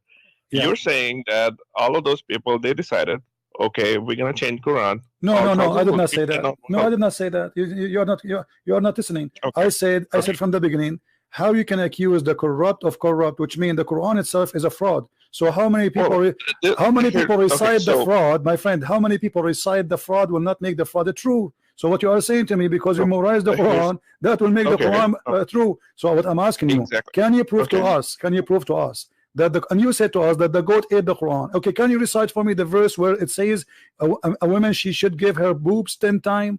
You said the Muslims are memorizing by thousands. Okay, I want you to tell me this verse, just only this verse. What is the verse? The verse says women, she should give her boobs 10 times. There is no verse like this. This is like hadith. This is what Aisha is saying. No, What do you mean no? No, this is no, what are you talking about? There's tons of approves of the. There's tons of approves. Listen, even Aisha, she was practicing breastfeeding for anyone when I enter upon her. She ordered her nieces, her sisters to do breastfeeding for adults for anyone when I enter upon her. Oh, okay. So what you're saying? So basically, you're making a logic about like proving that I have to find these verses in the Quran. What will it prove to you? Just they prove to me that your claim of thousands of people reciting the Quran that will make it legitimate. No, not reciting Quran, memorizing Quran. Memorizing, because reciting, my friend, reciting is a word mean memorizing. You speak English better than me, because recite what you memorize. So they recite what they memorize, and that's supposedly, according to your logic, will make the Quran accurate. But here we go. We have your prophet receiving verses from Allah saying a Muslim woman she should give her boobs 10 different times. Okay, sir. Let me just clear one thing. It's like you're comparing the iPhone with an Android. Okay, here's the thing. Imagine if which one is iPhone and which is Android. Your prophet is the iPhone. Your prophet is the iPhone. Dude, sir. Your prophet is the iPhone. No. I'm just telling you something. Hold on. What my point was that you're basically comparing Quran with Hadith. Okay, so hold on. If there is something which is contradicting, if Hadith is going against Quran, that's a weak Hadith. That's what we actually. Guys, did you hear this? Did you hear this? Okay, there's a Hadith says don't do mut'ah. The Quran says do mut'ah. Which one you follow? You said to me, everybody heard you. You said. If the Hadith contradict the Quran, we don't take the Hadith no more. Okay, the Quran says do mut'ah. So what do you do? Do you do mut'ah? The Quran does not say. I read Quran. Okay, read chapter 4, verse 23, 24. I've read Quran. Hold on. Okay. Chapter. What's the chapter? Chapter 4. Chapter 4. Hold on. It's on Google. Is it on Google, by the way? I mean, I thought in the Quran is in your chest. You memorize it. It's in Google now. Okay. No. I'm not. I have not memorized it. I've read it. Okay. Okay. And I mean, I've like other things to memorize too. But yeah, I hope I will one day. Chapter 2. Chapter 4. Chapter 4, verse number 24. Yeah. Verse number 24. 24. What translation you like to read it from? Quran. Okay. No, I'll see that. You want to see tafsir? No. Yeah, no. I'll see the whole context. Of course, okay, I will. See the whole context. You are expert. Well, Masnat Manasa. Hold on.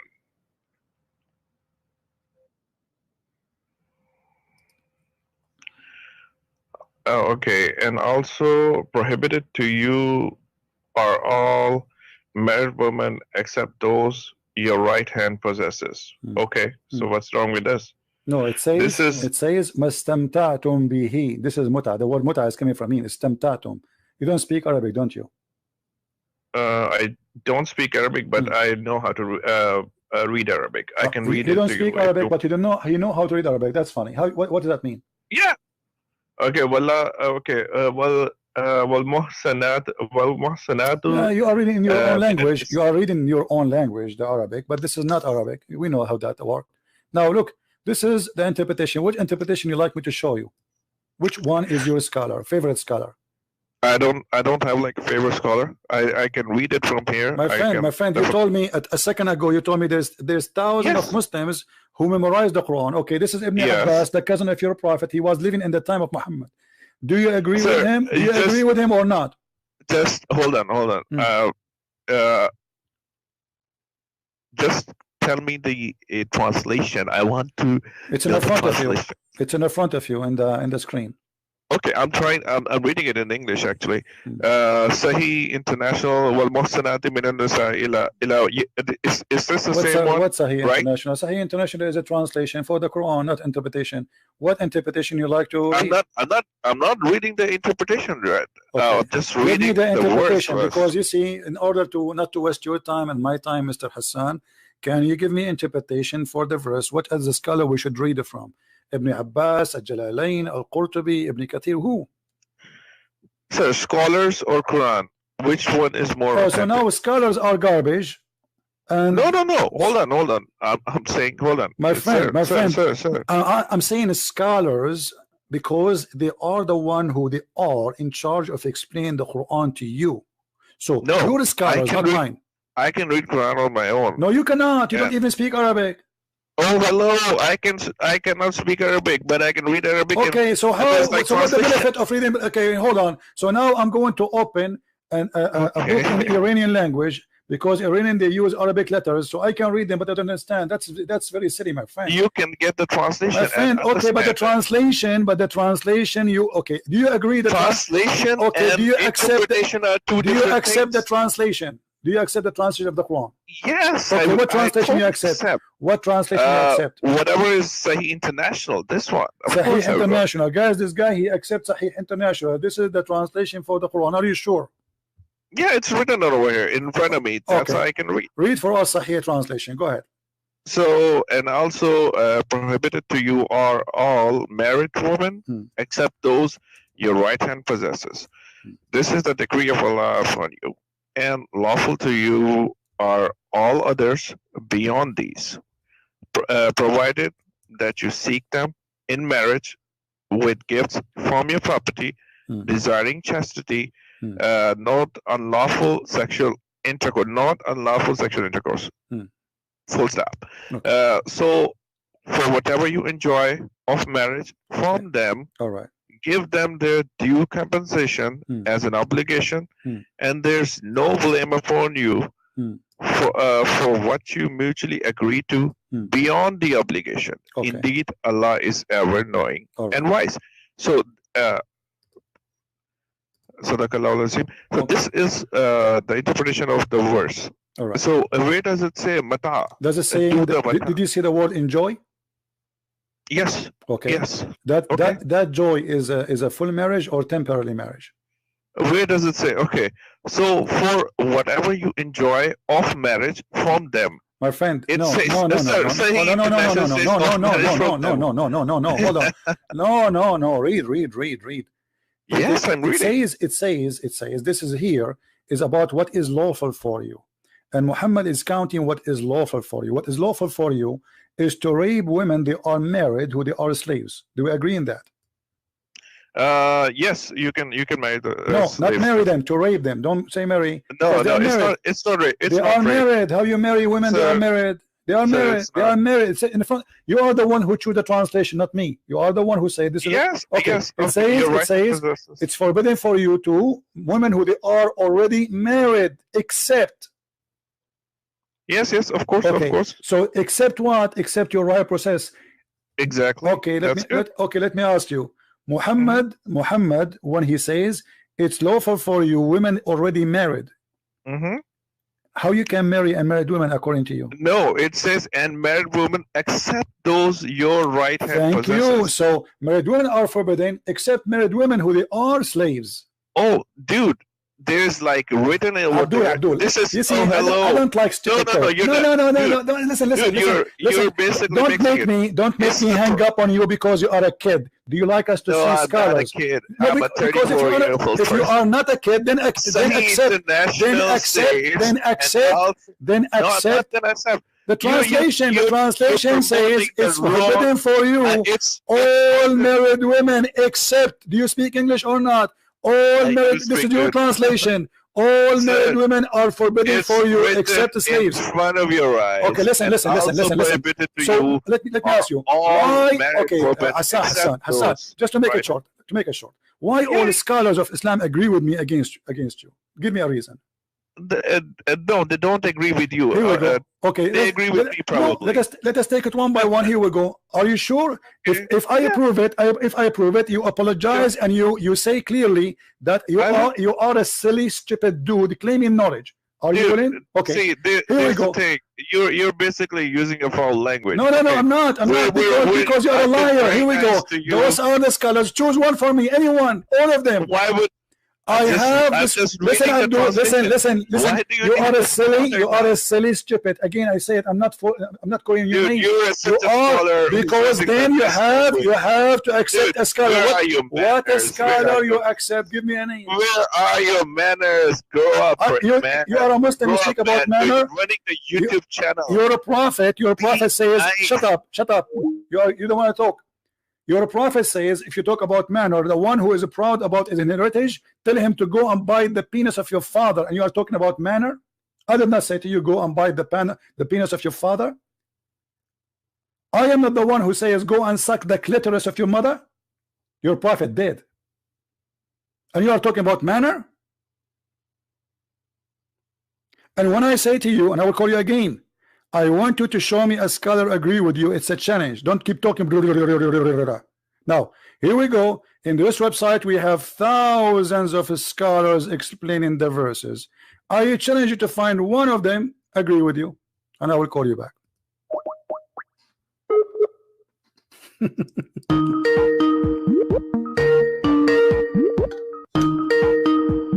Hello. Okay, so now did you hear me?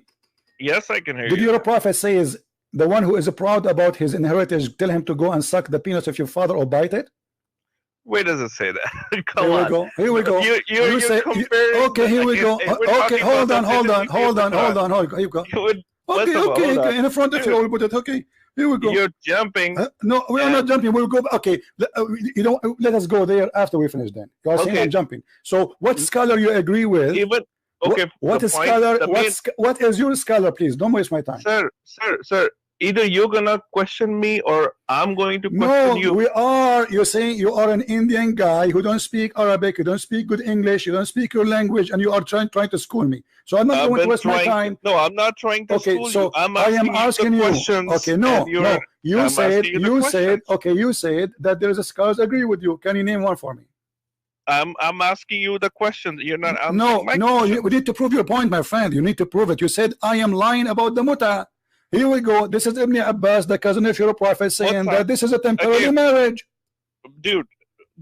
Okay, let's just say. Is that a temporary marriage or not? Temporary marriage. It's in Shia. You know that. No, this is Sunni. Ibn Abbas is not a Shia. Are you stupid or what? This is not a Shia. You are stupid or what? Sahih al-Bukhari is a Shia book. Sahih al-Bukhari is a Shia book. Dude, it doesn't. Sahih al-Bukhari is a Shia book. Anything about is Sahih al-Bukhari a Shia book? I'm reading in front of you. Say international people, just Google get the lost. words. Don't call me again. Just get lost. You are a stupid idiot. All the Muslim scholars and people are laughing at you. This is why you don't want the scholars to explain it. And you said if something against the Quran, you will not accept it. The Quran, all of it, all the scholars of Islam says this is about temporary marriage.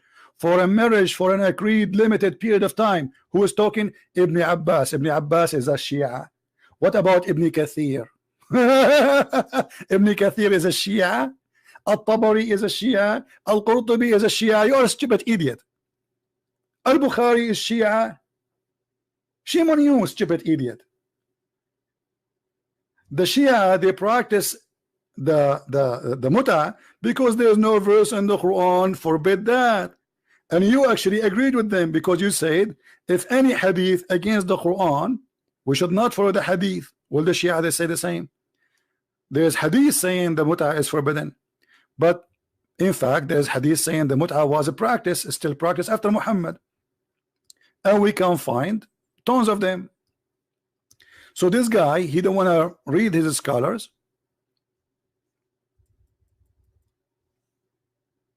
because he knew that he's wrong. Secondly, if the Quran is a change or not, who cares? The Quran is a stupid book. Sunset in murky water, beat the women. Look at this. This is Sahih of the Shia or the Sunni, Sahih Muslim. The joke of Shia, this is stupid. This is, people are laughing at you. We did muta in the time of the Prophet, temporary marriage, and we did it in the time of the Prophet and during the time of Abu Bakr and Umar. Who is saying that? The Sunni. This is Sahih Muslim, you idiot. This is not the Shia book, and it's Sahih, very authentic. So when we go in the Quran, we find this, and this is Ibn Abbas, the cousin of your Prophet, and he is a scholar for the Sunni and the Shia. What about Al-Qurtubi? What about Al-Jalalain? Al-Jalalain must be Shia too. I mean, it's amazing how they try to fool you. Big mouth. They speak too much, but they say nothing. That is the truth. And the funny, he says to me, you are using a bad language for what? For calling you stupid and liar? Well, you are. Because the reason I call you stupid, because you think by saying I don't accept hadith, you can fool us. Well, the Quran order you to follow the hadith, because the Quran itself is a hadith. So who are you to say I don't accept the hadith? The Quran itself, it says it is a hadith. And when you say to me, I accept Sahih International as a translation, it's in front of you. It says, already it's forbidden for you. Women are married, except those who they are your right hand possess. And then he says, no, it doesn't say you can have sex with married women. It says, this is the translation you choose.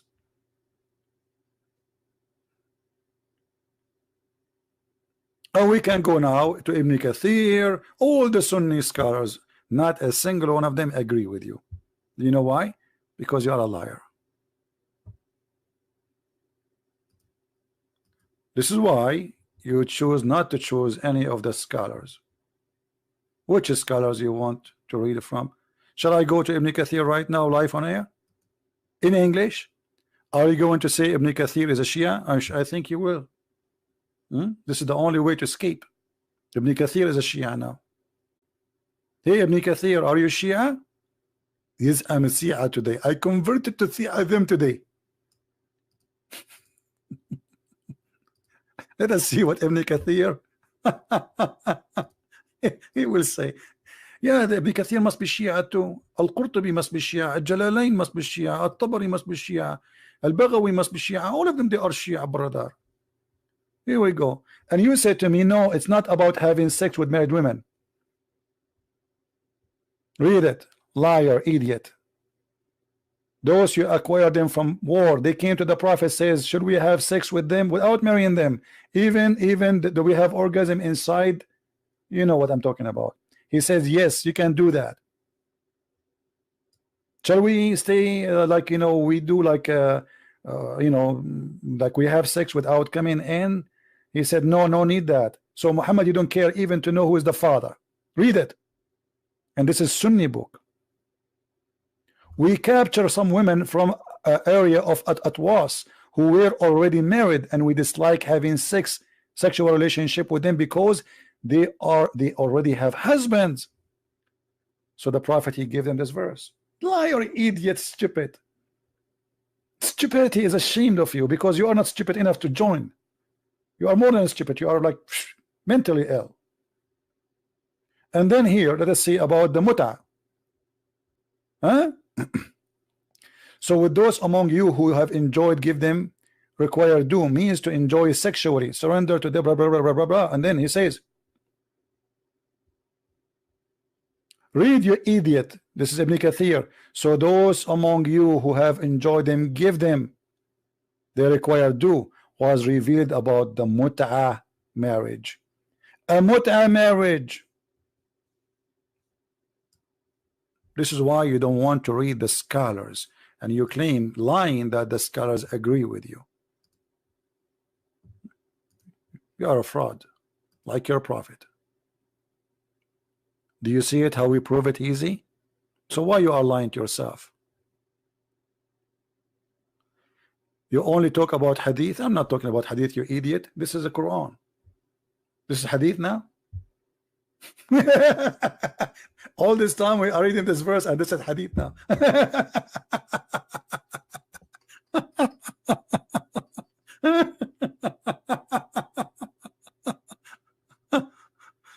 Unbelievable. This is Quran. No, this is Quran. This is and why you don't want to talk about the hadith? Are you ashamed of your prophet, brother? Isn't it the Quran is a hadith? Here we go. The Quran says that the Quran is a hadith, and it was collected the same as the hadith collected. The same.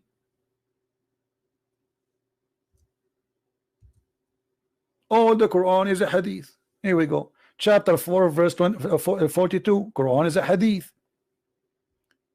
487.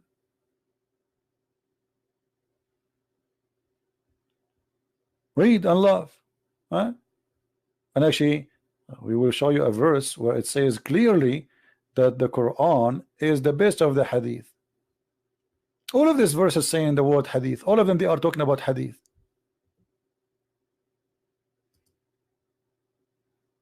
All those verses, it says the Quran is a hadith.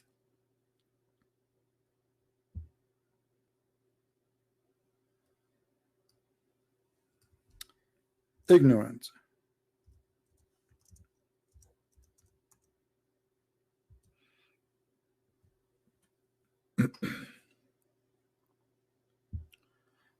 Any Muslim?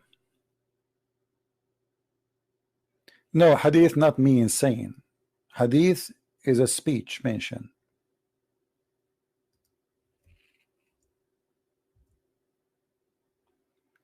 Do you see it? Allahu nazzala ahsan al-hadithi kitaban. Do you see it? So why you are arrogant? The Quran is a hadith. And by the way, the Quran should not be collected by the Muslims. Look what the Quran says. Inna alayna jam'uhu wa qur'anuhu. It is on us, Allah saying, to collect the Quran and to recite the Quran. So where is the Quran today, which collected by Allah?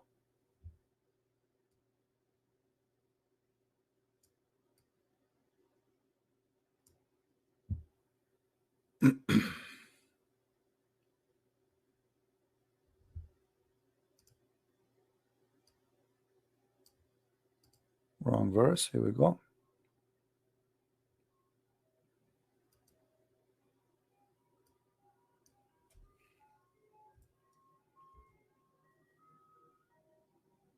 Inna alayna.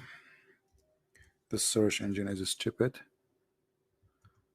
Okay, here we go. Chapter 75, verse 17. It is on us to recite the Quran and to collect the Quran. And look at the translation here. Indeed, upon us is collection, and put between two brackets in your heart. In your heart. See how they try to find between two brackets in your heart. How it is a book and it is in your heart, and people will die. It doesn't say in your heart. That's a false translation. You change the translation, the word in your heart disappear.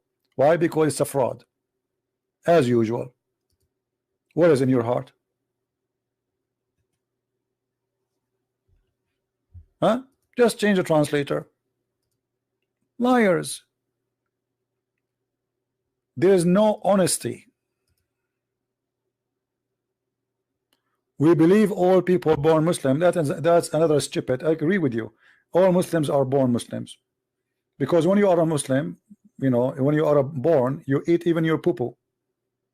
Okay, that's me. You are ignorant. So you are a Muslim and you stay Muslim. But the difference is that somebody, he is a baby, he eat his poo-poo when he is a kid, but when he grow, he understand that this is wrong. In your case, you keep doing it. This is why the Prophet, he ordered you to drink camel urine, and you think it's a holy order. So when you are a kid, you are a Muslim, you drink poop, you eat poop, or you drink piss.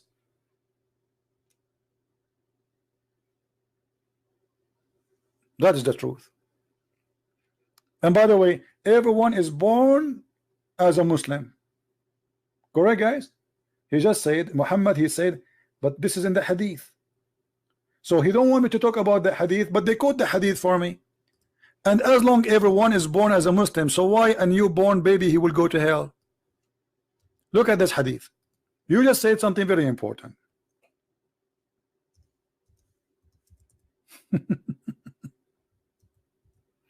Everyone, brother, is born as a Muslim.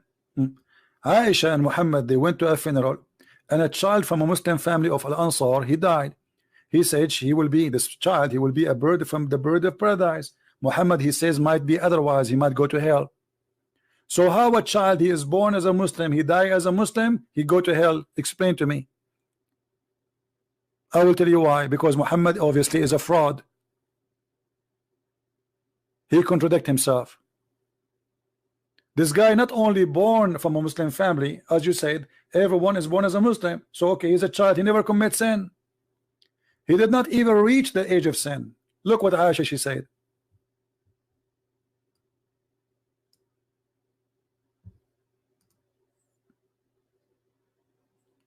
Okay, guys, this is because Muslim go to submission. What this guy is talking about? It's a kid, it's a baby. You just told me yourself that everyone born is a Muslim. So how you submit to Allah and you are a baby? And if you submit to Allah and you are a baby, and you tell me that every baby is a Muslim, so how the baby who is a Muslim will go to hell? Solve the problem. Go ahead.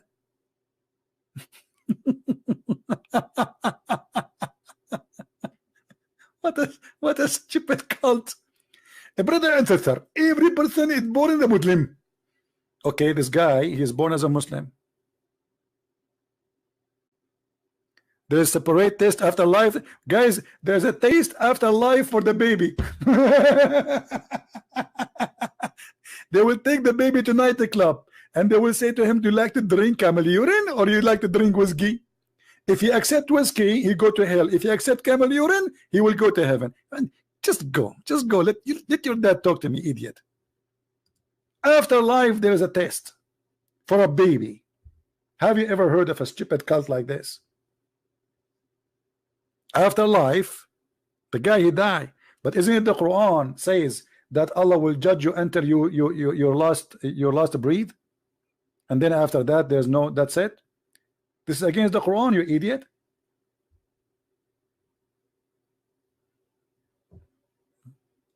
I hope idiot will not be upset from me because I'm using it too much. They might sue me. They say, hey, you don't call those people idiot. They don't fit there. They are more than idiots. Anyway, guys, I'm going to stop for now. Do we have a good time? Don't forget to download the video immediately after we finish because we don't keep them for long. But as you see, the Muslims are desperately trying to fool us. You know, like we show you how Mr. Hassan lying openly about his book and trying to prove to us reservation of the Quran by saying that we memorize the Quran, but he himself do not memorize one verse. And not only that, the reason for the Quran to be collected because Muslims were dying and left and right, and Uthman ibn Affan himself, he burned all the other Quran. Why? Because they are different. If they are the same, we don't burn them. If we have the same books, if we say we have 10 Quran and all of them they are exactly the same, why wouldn't I burn them? He burned them all. And he made his own version. And by the way, they don't have even the book of Uthman. What they have today is recitation of Hafs according to Uthman,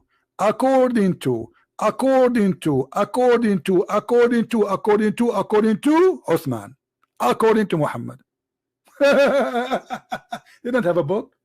The book of Uthman is nowhere to be found. Even the book of Hafs nowhere to be found. There's no book. It's called Book of Hafs. Recitation of Hafs. And Hafs, according to Muslim Sunni, is a fraud. This is why any hadith from Hafs is invalid.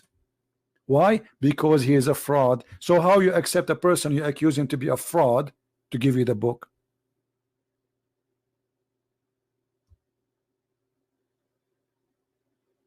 Hafs accused by Muslim Sunni, not Shia, that he is a fraud and he is a thief and he is a liar.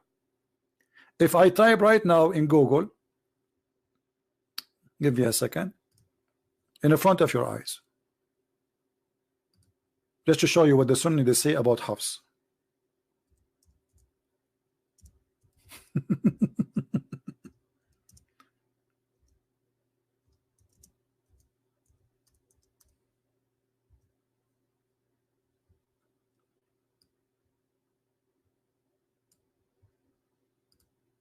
Here we go.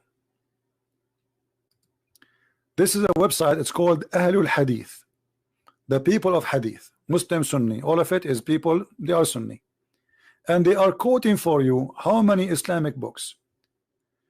The one who is posting, I choose, I mean, anything in the internet. Abu Abdullah Ar-Riyani, Multaqa Ahl al-Hadith. This is the website. All right.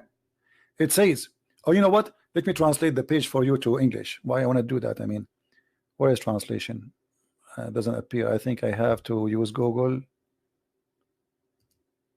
Yeah, I think I need to open it in Google browser. Okay, hold on. Let us open it in Google.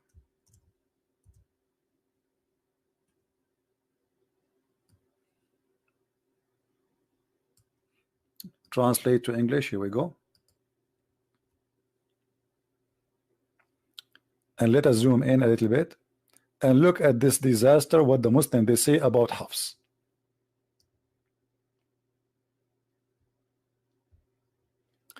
I saw that Hafs ibn Sulaiman said blah blah blah blah blah. Okay, no, blah blah blah blah blah blah blah. You can read, and then you will see. Let me you know, just to make it simple.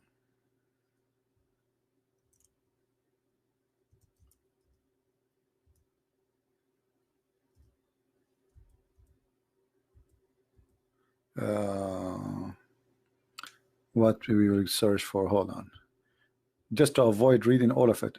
But all of them, they say that he is not trustworthy, he is a liar, he is a fraud, they do not accept his hadith. All hadith is munkar, which means yuck, yuck.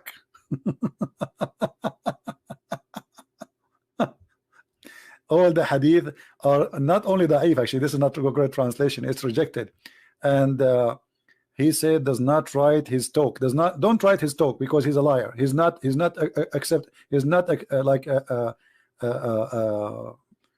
you know, credible to write. He make up stories. Like translation of Google is not, he's a liar. Look, he's a liar. He make up hadith. Do you see it? He's a liar who make up hadith. And those are the reference. The Muslim scholars are saying that he's a liar. All those references saying one thing, that Hafs is a fraud. He used even to steal books and he write it and make it in his name.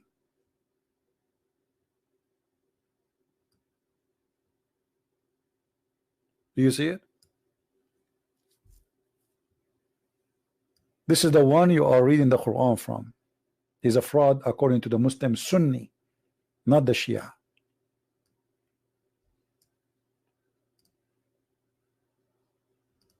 But you know, for me, I don't focus on those things because who care if the Quran changed or not, if the goat ate the Quran or not. Aisha, she said that the chapter of Al-Baqarah used to be equal to the chapter of Al-Ahzab. That means there's 200 verses are missing in one chapter alone. Umar ibn al-Khattab, he said, and this is a Sunni hadith, not Shia, that the Quran was 1,025,000 letter, I think, which mean 1,025,000 letter, as I remember the hadith.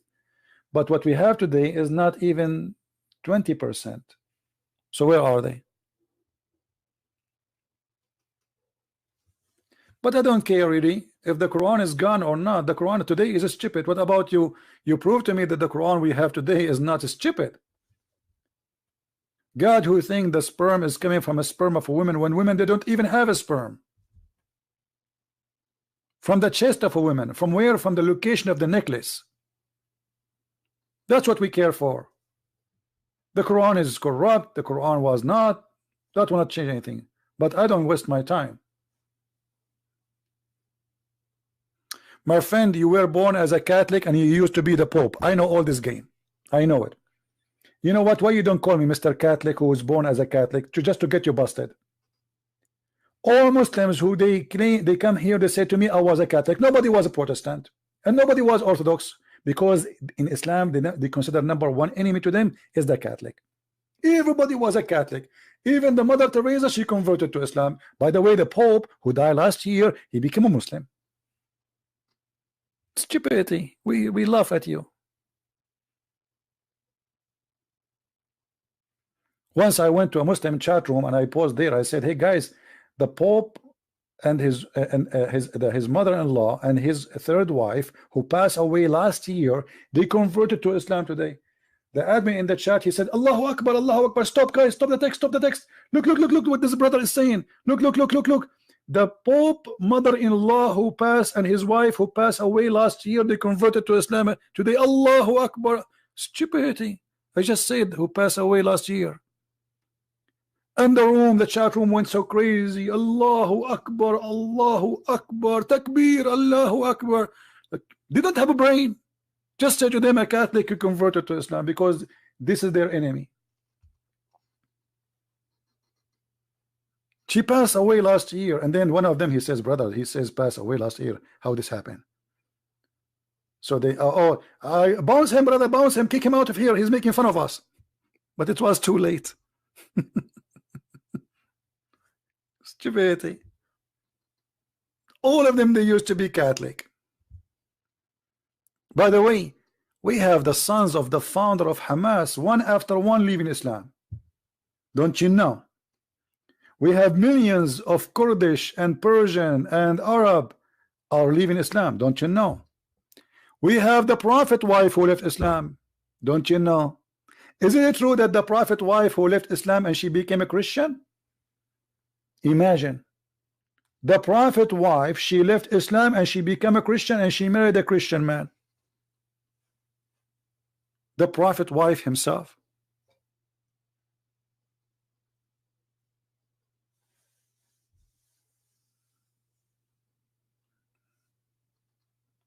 Maybe we should make a video about this topic when we don't talk about it usually.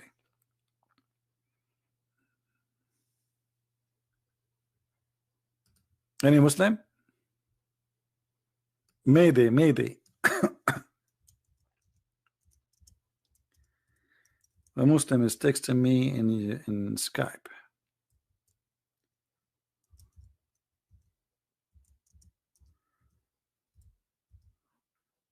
There we go. We just got somebody he want to leave Islam.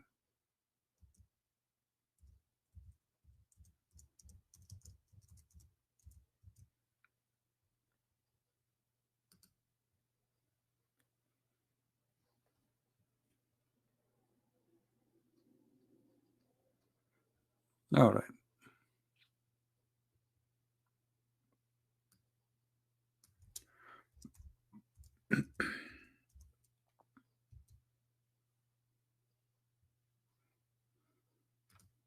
All right, guys. Sorry, I wasn't looking at the chat. So, do we have any Muslim here? See, because after we heard this conversation with Mr. Hassan, there's a guy. He says to I check what you said, and I will let him. It's up to him if you want to call. And he is agreeing. He said everything you said, I found it to be true. So look like this guy, he is leaving Islam. I don't know. I'm waiting for him to say yes. Who's next? Tell us about the wife. Which wife? What wife?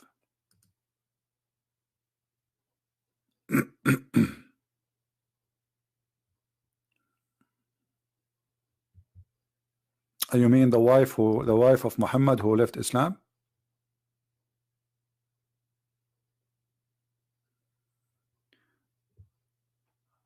Her name is Qatila.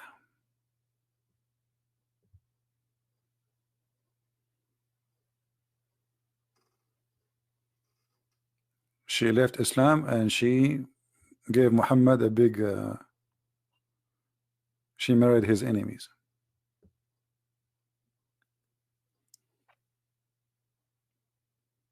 No, قتيلة, not قتيرة. قتيلة.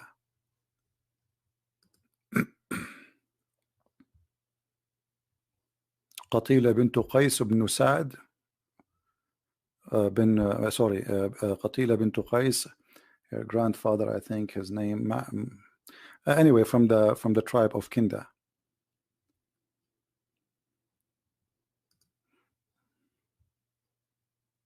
Can you prove Christianity is true? Yes, by proving Islam to be false. I just did.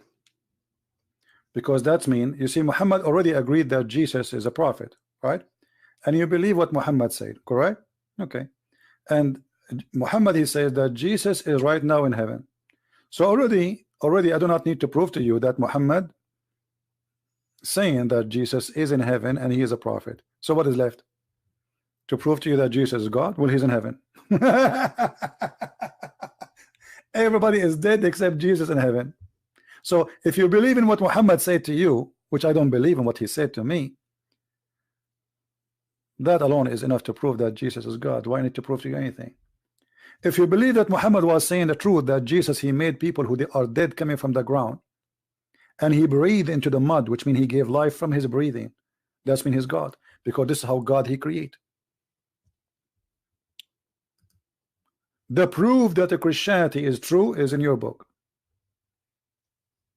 Otherwise, how Jesus, he breathed, and from his breathed life come, not from the breath of Allah. Like Jesus did not make a statues or a figure of mud and he say Allah make it alive. No, he breathed into it.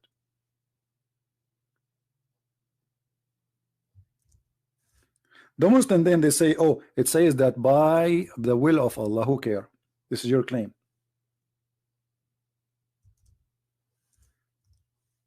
According to you right now, I am attacking Islam by the will of Allah. Prove it. And if this is true, that means Allah is stupid.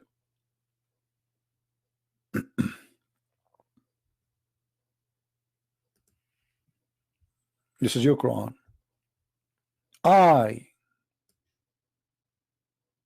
Okay.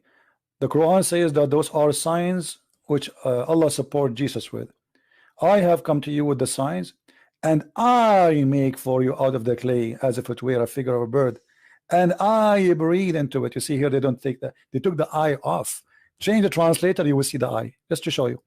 This is Yusuf Ali. Yeah, let's go to a different translator. Where is the I? Does it say I? Yes, it says I. Read it.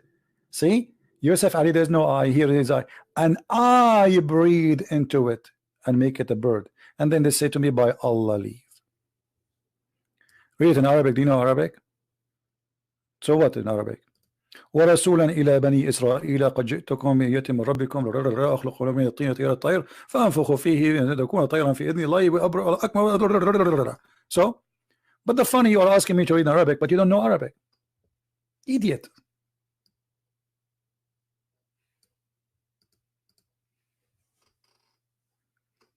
You just said that you are an ex-Catholic, so you do not know Arabic, and now you are asking me to read in Arabic. I mean, who is the fool here?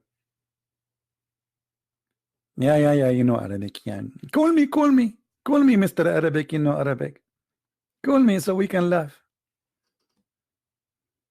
You see how you get yourself busted?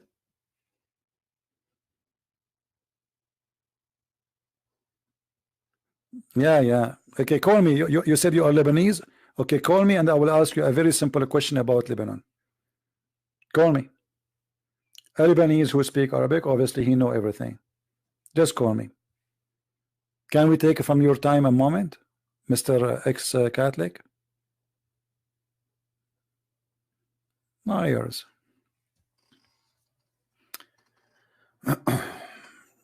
By the way, I used to be Muhammad. Yeah. And Allah guided me and made me Ali. And then Allah guided me again and I became a Christian prince.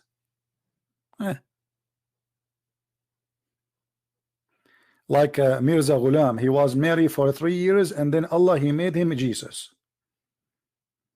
This is what the Ahmadiyya believe in. That Ahmad Mirza Ghulam was Mary, the mother of Jesus, for 3 years. He transformed the gender, transgender, you know. He was Mary, he became Jesus. 3 years he was married. And then one day he woke up in the morning, he found himself Jesus. And this is a religion, more than 30 million they follow it from the Muslims. You Muslims follow anything, like a chicken following anything, like a baby chick, when he came out of the egg, anything move in the front of it, even if it's a cat going to eat him, he follow it.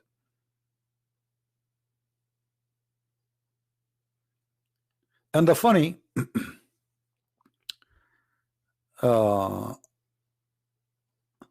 you will embrace Islam. I embrace Islam already every day. Don't you see? I do what Jibreel do. I embrace Muhammad and I squeeze him. Mr. Free, have you ever heard of a prophet he been squeezed to be activated? Free, why you don't call me and explain to us, if Muhammad is a prophet of Allah, why the angel did not say to him assalamu alaikum and he starts squeezing him? I want to know what the secret behind the squeezing. Do you know? You see, I embrace Islam already. This is why I'm squeezing Muhammad every day. And you see what is coming out of him. This is why we ask people to bring their diaper with them. Here we go. You're a prophet saying that a man, he came to him, he did not say assalamu alaikum, and he starts squeezing him forcefully, and he said to him, read. But the prophet do not know how to read. Look like the angel, he do not know that the prophet do not know how to read.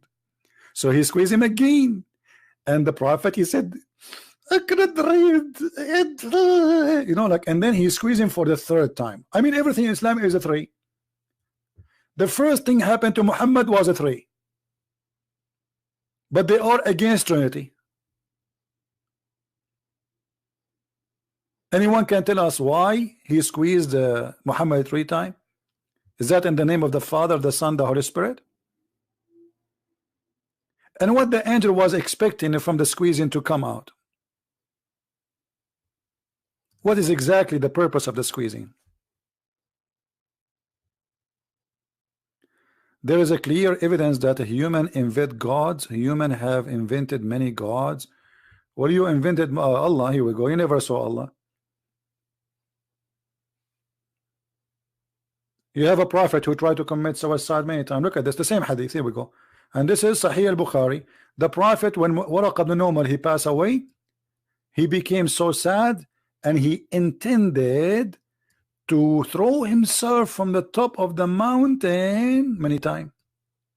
Do you see it? You have a crazy prophet. If you search right now why someone will intend to throw himself or to kill himself, either he lost hope or he is mentally ill, like something happened, a disaster happened in his life. This is a prophet of God. He just started to be a prophet. Why want to throw himself from the top of the mountain? Unless it's mental illness. They challenged me, but they are in the chat. Why didn't call me?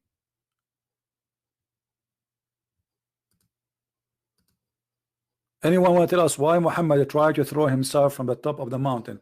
Isn't it Muhammad, he said, the one who tried to kill himself as suicide, not suicide bomber, suicide, which means not to kill the enemy, just to kill himself. He will enjoy hell forever. So why Muhammad trying to enjoy hell forever?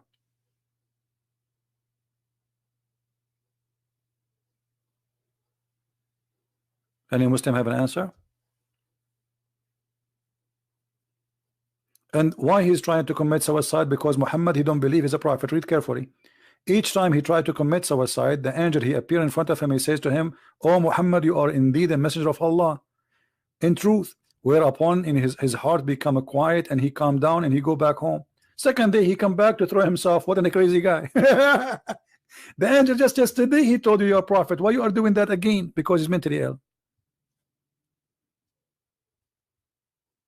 A camel wheel, I'm not enjoying you. I'm not ignoring you, but you are a camel and you are a wheel. What I would do with you? I ride a car and I don't drink camel urine. So what I would do? What is your need, camel wheel?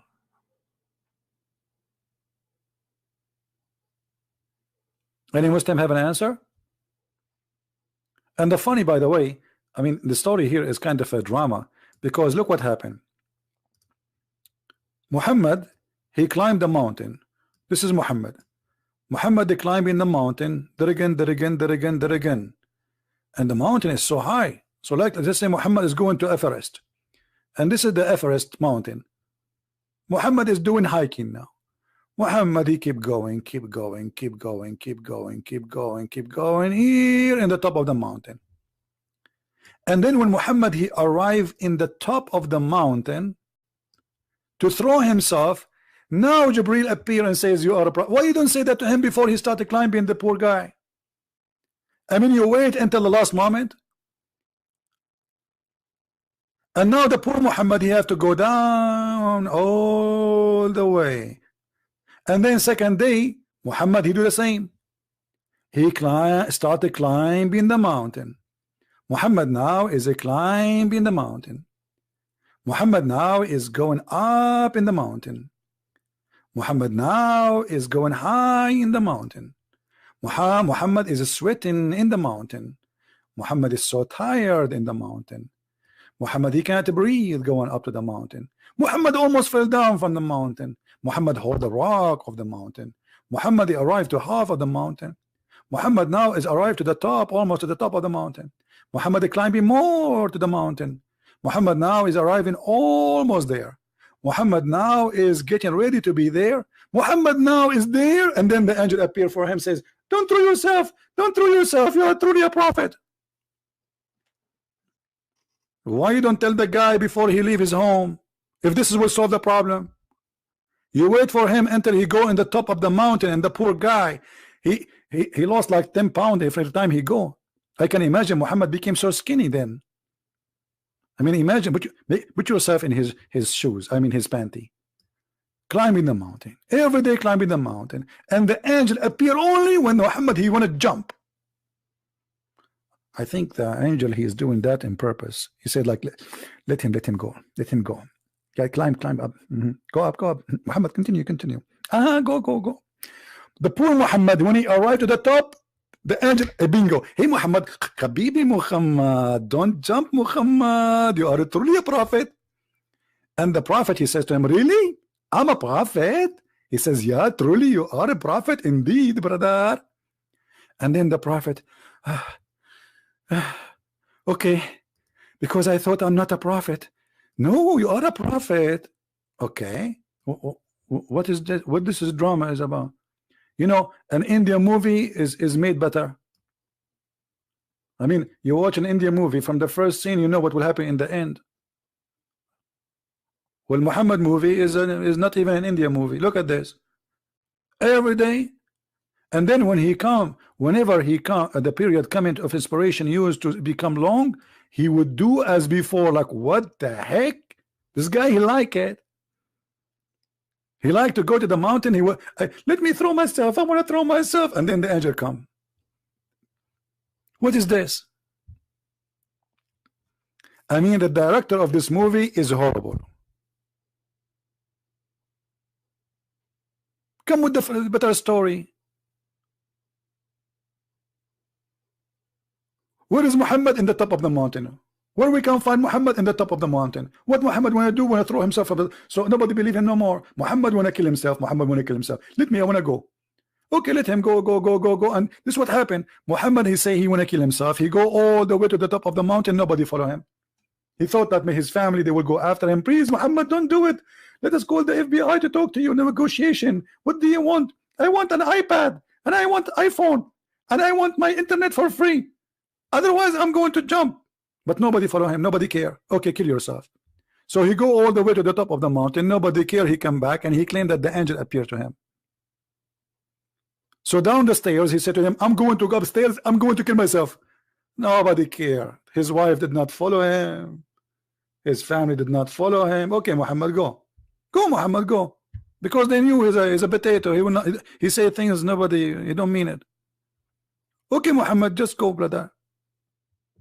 Why you don't debate in real life? Somebody tell you this is not real life, you idiot. Why you don't debate in real life? We must be dead now. Why you don't debate in real life?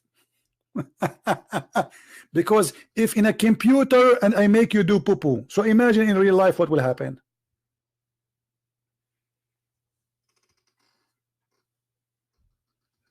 If we are just using a computer, what will happen in real life? I will squeeze you and hummus will come. Hummus. Real life. Anyway, I think we are done for today. I want to say thank you guys. We have 1,000 likes only. Why? Why? If the program is about lipstick, we will get more likes. Honest to God, I saw some programs, women, they are talking about lipstick, jeans. They have like 4,000 or 5,000 people watching live. You believe it? I think I'm going to change my program. I will make it about lipstick, about eyeliner, how to make a makeup. Then people will come.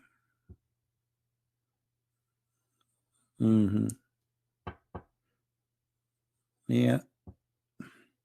Oh, you know what? I found a solution to make you watch me more. Guys, if you don't come tomorrow, I'm going to climb the mountain. Okay? I'm going to climb the mountain in Colorado. And I'm going to jump in the top of the mountain. So by the time I go in the top of the mountain, if I don't see in my chat room, I have like 5,000 people, I will throw myself. And then when I arrived to the top of the mountain, I found that still there are just 1,000. Nobody care really. I said to myself, let me try again. Okay, guys, today I'm not going to because Nzil Zabril, he appeared to me. I will do it tomorrow. I'm going to climb the mountain tomorrow, and I'm going to jump. I will kill myself if you did it to 5,000 people. And then the second day I do the same, and nobody come, nobody care. Not only that, people will start saying, "Hey, XTP, when you do it? Like, come on, go. Hey, buddy, please, for the sake of the legs, for the sake of the shin of Allah." Okay, let's block this guy.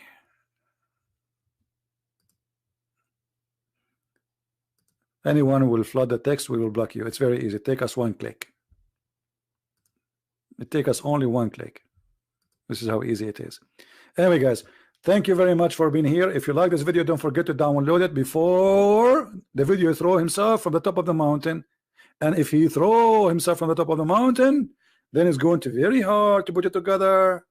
So, brothers and sisters, if you believe in Allah, brother, and you believe in his heaven and his prophet who tried to throw himself many times, brother, download the video and share it with everybody so we can learn how we can throw ourselves from the top of the high mountain, for it is very, very nice, very beautiful. Here we go. The prophet was trying to learn how to fly.